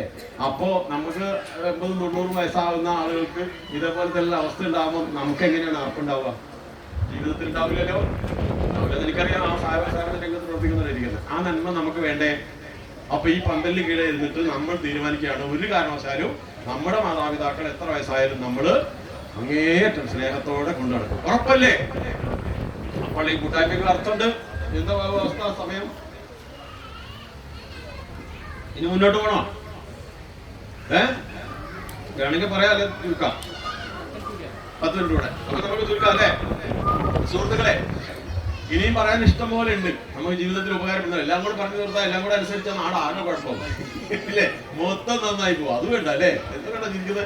അപ്പൊ ഞാൻ നിങ്ങൾക്ക് നിങ്ങളുടെ മക്കളെ എങ്ങനെ നന്നാക്കണമെന്ന് ഞാൻ പറഞ്ഞിട്ടുണ്ട്. വലിയ അമ്മമാരാണൊക്കെയാണല്ലോ വിചാരം. ഞാൻ പറയുന്ന പോലെ പറ്റുമോ നോക്ക്, അത് പറഞ്ഞുതരാം. ഹലോ സുഹൃത്തുക്കളെ, പണ്ട് കാലത്ത് ഒരു 10-40 കൊല്ലം മുമ്പ്, എന്റെയൊക്കെ കുട്ടിക്കാലം, എനിക്ക് 10 വർഷം മുമ്പ് വെറും 55 വയസ്സുള്ളൂ. അത്ര എത്ര വർഷം മുമ്പ്? കൃത്യമായി പറഞ്ഞ 54 വയസ്സ് അന്ന്. ഇപ്പൊ 10 വർഷം കഴിഞ്ഞപ്പോ എത്രയെന്ന് ഊഹിക്കാം. അപ്പൊ ആ അനുഭവത്തിൽ പറയാണ്, ഒരു വീട് കൂലിപ്പണിക്ക് പോകുന്ന ഒരു കാലം ഓർമ്മയുണ്ടോ? കഷ്ടപ്പെട്ടതൊക്കെ. ഇന്നിപ്പോ നമുക്കൊക്കെ വലിയ ബുദ്ധിമുട്ടില്ലാതെ എന്തെങ്കിലും ജോലി ചെയ്ത് പോവാം. അപ്പൊ അന്ന് അങ്ങനെയല്ലേ? എവിടെയെങ്കിലും പോയി ജോലി ചെയ്യുന്ന സമയത്ത് കൂലിപ്പണിക്ക് പോയിട്ട് ഒരാള്, കുടുംബമൊക്കെ നോക്കുന്ന ആള്, പൈസ സമ്പാദിച്ചൊരു നല്ല വീട്, ചെറിയ വീടാണ്, പക്ഷെ മനോഹരമായി ചെയ്തു. നല്ല ഭംഗിയായി തേച്ച് മിനുക്കി പെയിന്റൊക്കെ അടിച്ച് നല്ല പൂച്ചെടിയൊക്കെ വെച്ച് കണ്ടാൽ നല്ല കൗതുകമുള്ള കൊച്ചു വീട്. അപ്പൊ അയാൾക്ക് 2 മക്കളുണ്ട്. ആ 2 മക്കള്, ഒന്ന് 2 വയസ്സുള്ള കുട്ടിയും മറ്റൊന്ന് 6 വയസ്സുള്ള കുട്ടി. ആ അമ്മയും 2 മക്കളും വീട്ടില്, അയാൾ ജോലിക്ക് പോയതാണ്. അപ്പൊ ഈ വീടൊക്കെ നന്നാക്കി എല്ലാം കഴിഞ്ഞിട്ട് അയാൾ പോയതാണ്. ഹലോ അവര് പോണു. അപ്പൊ അവര് ഇയാള് പോയി കഴിഞ്ഞിട്ട് പൈസ ഒക്കെ തീർന്നു കേട്ടോ. ജോലിയൊക്കെ ചെയ്ത് വീടൊക്കെ നന്നാക്കി കഴിഞ്ഞാൽ പൈസ ഉണ്ടാവും. അപ്പൊ ഇയാൾ പോയി കഴിഞ്ഞിട്ട് മണി ഓർഡർ വരാൻ കാത്തിരിക്കുകയാണ്. അങ്ങനെ ശനിയാഴ്ച നിങ്ങൾ എനിക്കൊരു അത്യാവശ്യ കാര്യം പറയാൻ ഉണ്ടായിരുന്നില്ല, കൊണ്ടുകൊടുക്കുക. അപ്പൊ മണി ഓർഡർ വരുന്നുണ്ട് കേട്ടോ. പോസ്റ്റ്മാൻ വന്നിട്ട് പറഞ്ഞു, ED പോസ്റ്റ് ഓഫീസാണ്, ശനിയാഴ്ചയാണ്, വന്നിട്ട് പറഞ്ഞു നിങ്ങൾക്ക് മണി ഓർഡർ വന്നിട്ടുണ്ട്, ഇപ്പൊ ചെന്നാൽ കിട്ടും, അല്ലെങ്കിൽ പോസ്റ്റ്മാൻ പോസ്റ്റ് ഓഫീസ് അടയ്ക്കും, പിന്നെ നിങ്ങൾക്ക് തിങ്കളാഴ്ച കിട്ടുന്നു. അമ്മ എപ്പോഴാ ഓർത്തത്? ഈ ഞായറാഴ്ച കൂടെ കടന്നുകൊണ്ടേ എത്രയും പെട്ടെന്ന് പൈസ കിട്ടിയ അരി മേടിക്കാലോ. അരിയൊന്നും ഇല്ല ഇപ്പൊ. ഇതിനെന്താ ചെയ്യാ? അപ്പൊ ഈ കുട്ടികളെ 2 എണ്ണത്തിന് ഒരുക്കി അവിടെ എത്തുമ്പോഴത്തേ ഇത് അറിഞ്ഞു പോകും. ചെല്ലാൻ അത്രയും നടന്ന് എത്താൻ കഴിയില്ല. അവരെന്താ വിചാരിച്ചു? വീട്ടിൽ റോഡ് വെക്കില്ല, എന്താ ചെയ്യാം? അപ്പോ ഏതായാലും ഇതുപോലെയുള്ള 6 വയസ്സുകാരനെ വിളിച്ചിട്ട് പറഞ്ഞു, മോനെ കുട്ട, നമുക്ക് പൈസ ഒന്നുമില്ല, അരി ഒന്നുമില്ല എന്നൊക്കെ എനിക്ക് അറിയാലോ, മോനെ അറിയാലോ, അച്ഛൻ പൈസ അയച്ചിട്ടുണ്ട്, പോസ്റ്റ് ഓഫീസിൽ പോയിട്ട് വാങ്ങണം. എന്റെ കുട്ടി നമ്മളെല്ലാരും കൂടെ ചെന്നാൽ കിട്ടത്തില്ല, സമയം പോകും. എന്റെ കുട്ടി വാഗക്കുട്ടിയെ നോക്കോ, ഉണ്ടായിരിക്കുന്നില്ലേ? ഇതിൽ എപ്പോഴെങ്കിലും ഉണ്ട് താഴെ വീട്. നോക്കോ നീ, നോക്കോ മോനെ. ഞാൻ നോക്കിക്കോളാമേ, വീടാട് ശ്രദ്ധിക്കണം കേട്ടോ കുട്ടാ, റോഡിൽ ഇറങ്ങി ഞാൻ നോക്കാമേ എന്ന് പറഞ്ഞു. അപ്പൊ ഈ ചെറിയ കുട്ടീനെ വിശ്വാസത്തിലെടുത്ത് അമ്മ എന്ത് ചെയ്തു? നേരെ പോസ്റ്റ് ഓഫീസിലേക്ക് ഓടി. പോസ്റ്റ് ഓഫീസിൽ പോയിട്ട് പൈസ വാങ്ങി ഒരു 10-20 മിനിറ്റ് കൊണ്ട് ഓടി കതച്ച് വന്നപ്പോ 2 പേരും അവിടെ ഇരിപ്പുണ്ട്, ഒരു കുഴപ്പമില്ല. ഹലോ, കേൾക്കുന്നുണ്ടോ? 2 പേരും അവിടെ ഇരിക്കുന്നുണ്ട്. അമ്മയ്ക്ക് ഒരു ആശ്വാസമായി. കേൾക്കുന്നുണ്ടോ? അമ്മയ്ക്ക് ആശ്വാസം. പിന്നെ അമ്മ ഒരു കാഴ്ച കണ്ടു. എന്താ കണ്ടെന്നറിയോ? അടുപ്പിൽ നിന്ന് കരിക്കട്ട എടുത്ത് കൊണ്ടുവന്നിട്ട് മൂത്ത മകൻ ആ കഷ്ടപ്പെട്ട് ഭംഗിയാക്കിയ വീടിന്റെ ഭിത്തി മുഴുവനും വരച്ച് വെച്ചിട്ടുണ്ട്. ഉണ്ടോ? കണ്ടില്ലേ? അപ്പൊ നിങ്ങൾ എന്ത് ചെയ്യുന്നതാണ് എന്റെ ചോദ്യം. അതാ നിങ്ങൾ ചോദിക്കാം. നമ്മുടെ ദളിത് വോയിസ് എന്ന് പറയുന്ന ട്രസ്റ്റിന്റെ അകത്തെ അമ്മമാരെ എന്ത് ചെയ്യും? നിങ്ങളുടെ മക്കളാണ് ഇങ്ങനെ ചെയ്തതെങ്കിൽ എന്താ ചെയ്യാ? രമേശനാണെങ്കിൽ വടിയെടുക്കും, 2 എണ്ണം പൊടിക്കുന്നു പറഞ്ഞു കഴിഞ്ഞു. നിങ്ങളോ എന്താ ചെയ്യാ? അതിപ്പോ ഞാൻ ചോദിച്ചോണ്ടെന്ന് ആലോചിക്കട്ടെ. എന്താ ഞാൻ പറയാം. നമ്മൾ സാധാരണ എന്താ പറയാ, മുറ്റത്തിന് ഒരു വടിയെടുക്കും, 2 എണ്ണം കൊടുക്കും. പിന്നെ അച്ഛൻ വരുമ്പോഴോ താങ്കളുടെ പുന്നാര മോൻ ചെയ്തു വെച്ചേക്കുന്ന കണ്ടില്ലെന്നോ 2 എണ്ണം കൂടെ ഒക്കെ വാങ്ങിച്ചു കൊടുത്താൽ നമുക്ക് അത്യാവശ്യം സമാധാനം. ശരിയല്ലേ? പക്ഷേ ഇത് ആ അമ്മയല്ല. ആ അമ്മ നേരത്തെ ബോധവൽക്കരണ ക്ലാസ് കേട്ട് കാണൂല്ലേ? ആ അമ്മ എന്ത് ചെയ്യുന്ന അറിയാമോ? ആ അമ്മ ചെയ്ത പണി നിങ്ങൾ തീർച്ചയായിട്ടും ചെയ്യണം. അതുകൂടി പറയാനാണ് സമയം വൈകൊണ്ട് ഞാൻ നിർത്തുന്നതിന് മുമ്പ് പറയുന്നത്. എന്താ ചെയ്യുന്ന അറിയാമോ? ആ മകനെ ഏൽപ്പിച്ചൊരു പണിയില്ലേ? എന്താ ഏൽപ്പിച്ചത്? ചെറുതിനെ നോക്കാനല്ലേ? അതവൻ ചെയ്തോ? ഒരു അബദ്ധം വന്നില്ലല്ലോ. അപ്പം ചെയ്ത നന്മ കണ്ടു. ആ കുട്ടി ചെയ്ത നന്മ കണ്ടിട്ട് എന്ത് ചെയ്തു? ആ അമ്മ അത് പ്രകാരം ആ കുട്ടിനെ അടുത്തേക്ക് വിളിച്ചു, മോനെ കുട്ടനൊക്കെ വന്നേ, എന്റെ മോൻ നല്ല മോനാ, വാവക്കുട്ടീനെ വിടാണ്ട് നോക്കിയില്ലോ, എന്റെ നല്ല കുട്ടിയാട്ടോ എന്ന് പറഞ്ഞിട്ട് ചേർത്ത് വിളിച്ച് ഉമ്മ കൊടുത്തു. ആ കുട്ടിയുടെ ആനന്ദം ഒന്ന് ആലോചിക്കാൻ പറ്റുമോ? ആ കുട്ടി ചെയ്ത നല്ല കാര്യം പറഞ്ഞ് കൂടെ ചേർത്ത് നിർത്തി ഒരു ഉമ്മ കൊടുക്കാന്നൊക്കെ പറഞ്ഞാൽ തീർച്ചയായിട്ടും കുട്ടി എത്ര സന്തോഷിച്ചു. എന്നിട്ട് പിന്നെ എന്താ അറിയാമോ, പിന്നെ നമ്മൾ ചോദിക്കുമ്പോൾ ആരുടെ കുത്തി വരച്ചതെന്നല്ല ചോദിച്ചത്, പിന്നെ എന്ത് ചോദിച്ചു, ആരാ മോനെ ഈ ചിത്രമൊക്കെ വരച്ചത്? നല്ല ചിത്രമാണല്ലോ. അപ്പൊ കുട്ടി, ഞാനാ അമ്മേ. ആ മോനെ വരച്ചേ? ആ അല്ല മോനെ, ചിത്രം വരയ്ക്കുന്നത് കളർ പെൻസിൽ കൊണ്ട് പേപ്പറിലല്ലേ. ഇത് നമ്മുടെ അച്ഛൻ കൂലിപ്പണി എടുത്ത് കഷ്ടപ്പെട്ടിട്ടല്ലേ നമ്മൾ വീടുണ്ടാക്കിയത്, അതിന്റെ ഭിത്തിയിലാണോ വരയ്ക്കുന്നത്? അയ്യോ അമ്മ, ഞാൻ ഓർത്തില്ലട്ടോ. ആ സാരല്ല കുട്ടി, നമുക്ക് കുട്ടിക്ക് ഒരു പേപ്പറും പെൻസിലും ഒക്കെ അമ്മ വാങ്ങി തന്നാ പോരെ, കളറൊക്കെ. ഇനി അത് വരച്ചാ പോരെ? ആ മതി അമ്മേ, ഇനി ഞാൻ ഭിത്തി വരയ്ക്കുന്നില്ല, ഞാൻ പേപ്പറിലേ വരയ്ക്കത്തുള്ളൂ. നല്ല മോനാട്ടോ. എന്നാ അമ്മ ഇത് തുടച്ചു കളയട്ടെ? തുടച്ചു കളഞ്ഞോട്ടെ? ആ അമ്മ തുടച്ചു കളഞ്ഞോ. അമ്മ ഒരു ബക്കറ്റ് വെള്ളം എടുത്ത് തുണിക്കഷ്ണം കൊണ്ടുവന്ന് മുക്കി നനച്ച് തുടക്കുകയാണ്. അപ്പൊ വേറൊരാളും അവിടെ ഒരു തുണിക്കഷ്ണമായിട്ട് വന്നു. ആരായിരിക്കും? ആ കുട്ടി. ആ കുട്ടിയും കൂടി വന്ന് തുടച്ച് വൃത്തിയാക്കി. ആ കുട്ടി പിന്നീട് ആ ഭിത്തിയിൽ വരച്ചോ ഇല്ലയോ? അപ്പൊ ഒരു നന്നായി ഇല്ലേ? ഞാൻ പറഞ്ഞൊരു ഫലമായില്ലേ? ഇനി ആ മക്കളെ അങ്ങനെ കുട്ടായിരിക്കും. ഇല്ലല്ലോ മക്കളെ, വിടുക കുട്ടന്റെ പേരെന്താ? നല്ല മിടുക്കൻ. അങ്ങനെ നല്ല കുട്ടനായിട്ട് വളർത്തണം കേട്ടോ. അമ്മനെ തോൽപ്പിക്കണ സ്നേഹമുണ്ട്. എന്റെ മോനില്ല, ഞാൻ അന്വേഷിച്ചത് പറയണം. ഇതൊട്ട് നന്നാവാൻ തീരുമാനിച്ചെന്ന് പറയോ? നല്ല മോനെനിക്ക് ക്ഷയിക്കാൻ തരുമോ? മോൻ തരുമായിരുന്നു? വാടേ എല്ലാവർക്കും വേണ്ടി കേട്ടോ. നല്ല മോനാവില്ലേ? മിടുക്കനായിട്ട് പഠിക്കണം കേട്ടോ. ഓക്കെ ആണോ? ശരി. അപ്പം ഇത് നിങ്ങൾക്ക് പരീക്ഷിക്കാൻ പറ്റുമോ? എന്നാ ഞാൻ നിർത്താം. നിങ്ങളോട് കൂടെ ചോദിച്ചേ, എന്ത് ഏത് വടിയെടുത്ത് അവരെ കൊട്ടിക്കോ, നല്ല സ്നേഹം കൊണ്ട് അവരെ തോൽപ്പിക്കോ? ഏതാ ചെയ്യാ? അങ്ങനെ തോൽപ്പിച്ചാൽ നേരത്തെ പറഞ്ഞല്ലേ കൈച്ചൂട്ടില്ലേ, കൈച്ചൂട്ട് ഓർമ്മയുണ്ടോ? അതുപോലെ നമ്മളെ കുത്തിക്കെടുത്ത് വലിച്ചെറിയില്ല. പിടി കിട്ടിയോ? ഓക്കെ ആണോ? അത്രേ ഉള്ളൂ. അപ്പൊ ഇങ്ങനെയാണ് നമ്മൾ ചെയ്യേണ്ടത്. ഓക്കെ, അതാണ് എനിക്കിവിടെ പറഞ്ഞു തീർക്കുകയാണെങ്കിൽ ഇനി കൂടുതലൊന്നും പറയുന്നില്ല, നമ്മൾ സമയം പോയി. അപ്പൊ ഇങ്ങനെ ഈ മക്കളെ സ്നേഹം കൊണ്ട് തോൽപ്പിക്കുന്ന അതുപോലുള്ള നല്ല നല്ല രീതിയിൽ നമ്മളെ അവരെ സമീപിക്കുക. പിന്നെ നിങ്ങളോട് പറയാൻ ഒരുപാട് കാര്യങ്ങൾ ഇനി ബാക്കിയുണ്ട്, പക്ഷെ ഒന്നും പറയുന്നില്ല. പരമാവധി വടി ഒഴിവാക്കുക. അത്യാവശ്യം ഒന്നും ഒരടി കൊടുക്കാൻ മറക്കരുത് കേട്ടോ. അല്ലേ? നമ്മൾ ഈ സ്നേഹം എല്ലാം കൊടുത്തിട്ടും പിന്നെയും കുഴപ്പം കാട്ടി എന്ത് ചെയ്യണം? ഒരടിയെ കൊടുക്കാം. പക്ഷെ അടി കഴിഞ്ഞ് ചെയ്യേണ്ട ഒരു കാര്യം കൂടി പറയാം. അതിന്റെ സങ്കടം അവർക്ക് നമുക്ക് തീർന്നു കഴിയുമ്പോൾ എന്ത് ചെയ്യണം അറിയാമോ? അവരെ വീണ്ടും ചേർത്ത് പിടിക്കണം. എന്നിട്ടോ, എന്തിനാണ് അമ്മ തല്ലിയെന്ന് എൻ്റെ മോന് മനസ്സിലായോ?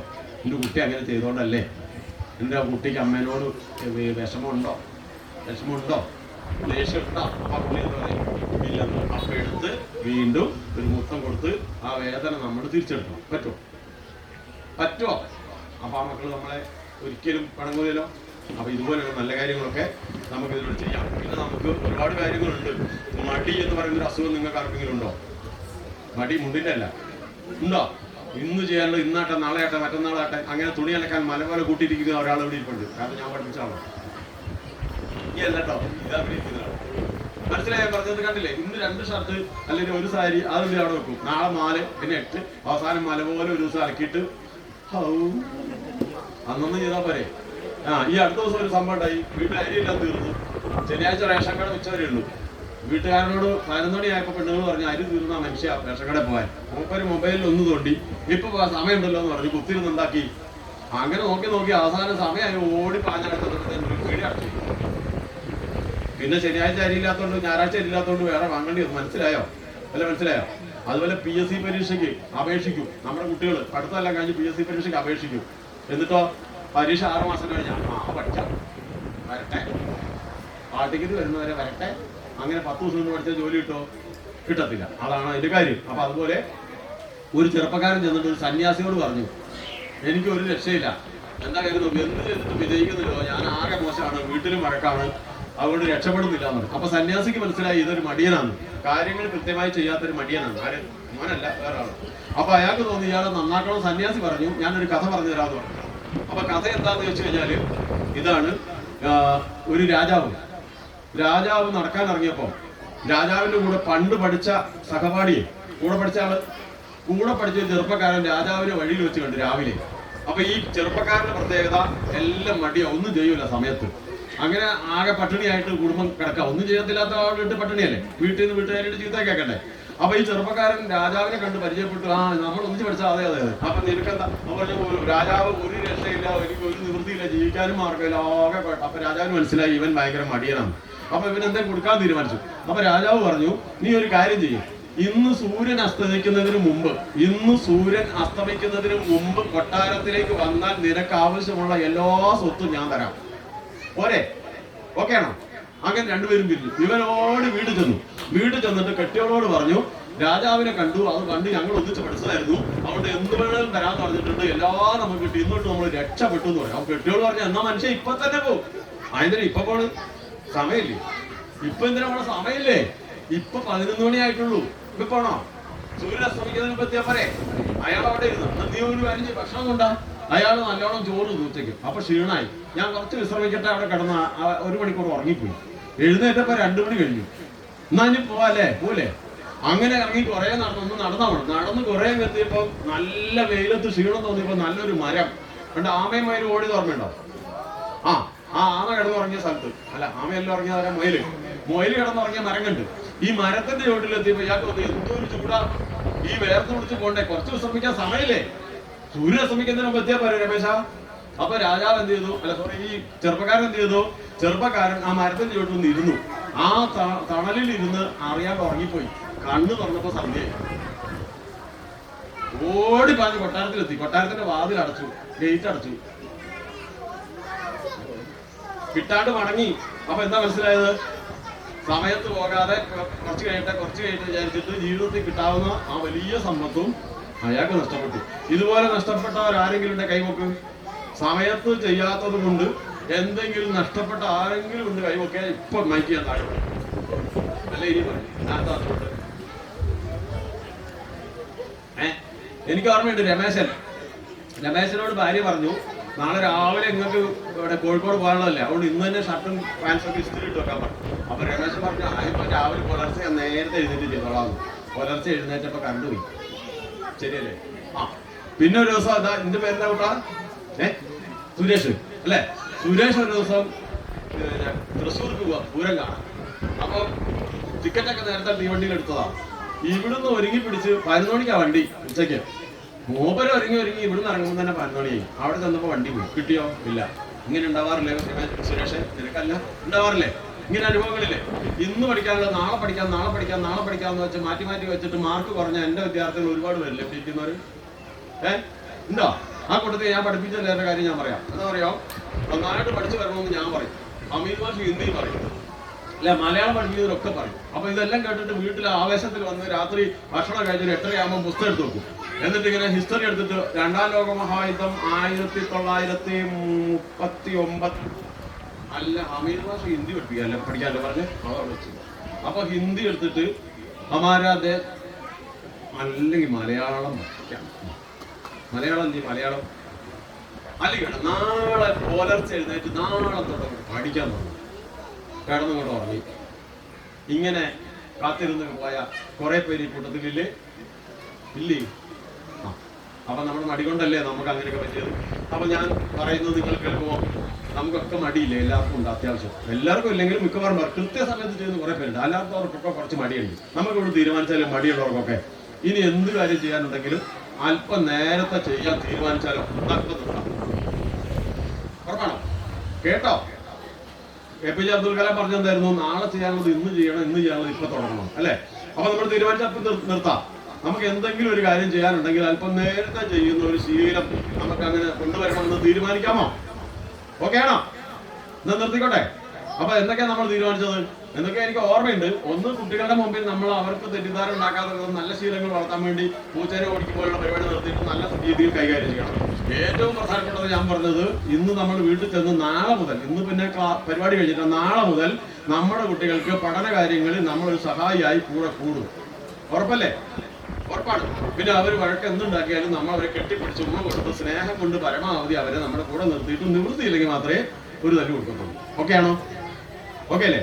പിന്നെ മടിയില്ലാതെ കാര്യങ്ങൾ പെട്ടെന്ന് ചെയ്യുന്ന രീതിയിലേക്കൊക്കെ നമ്മൾ വരും. ഓക്കെ, ഇതെല്ലാം നല്ല കാര്യം ചെയ്യുമോ?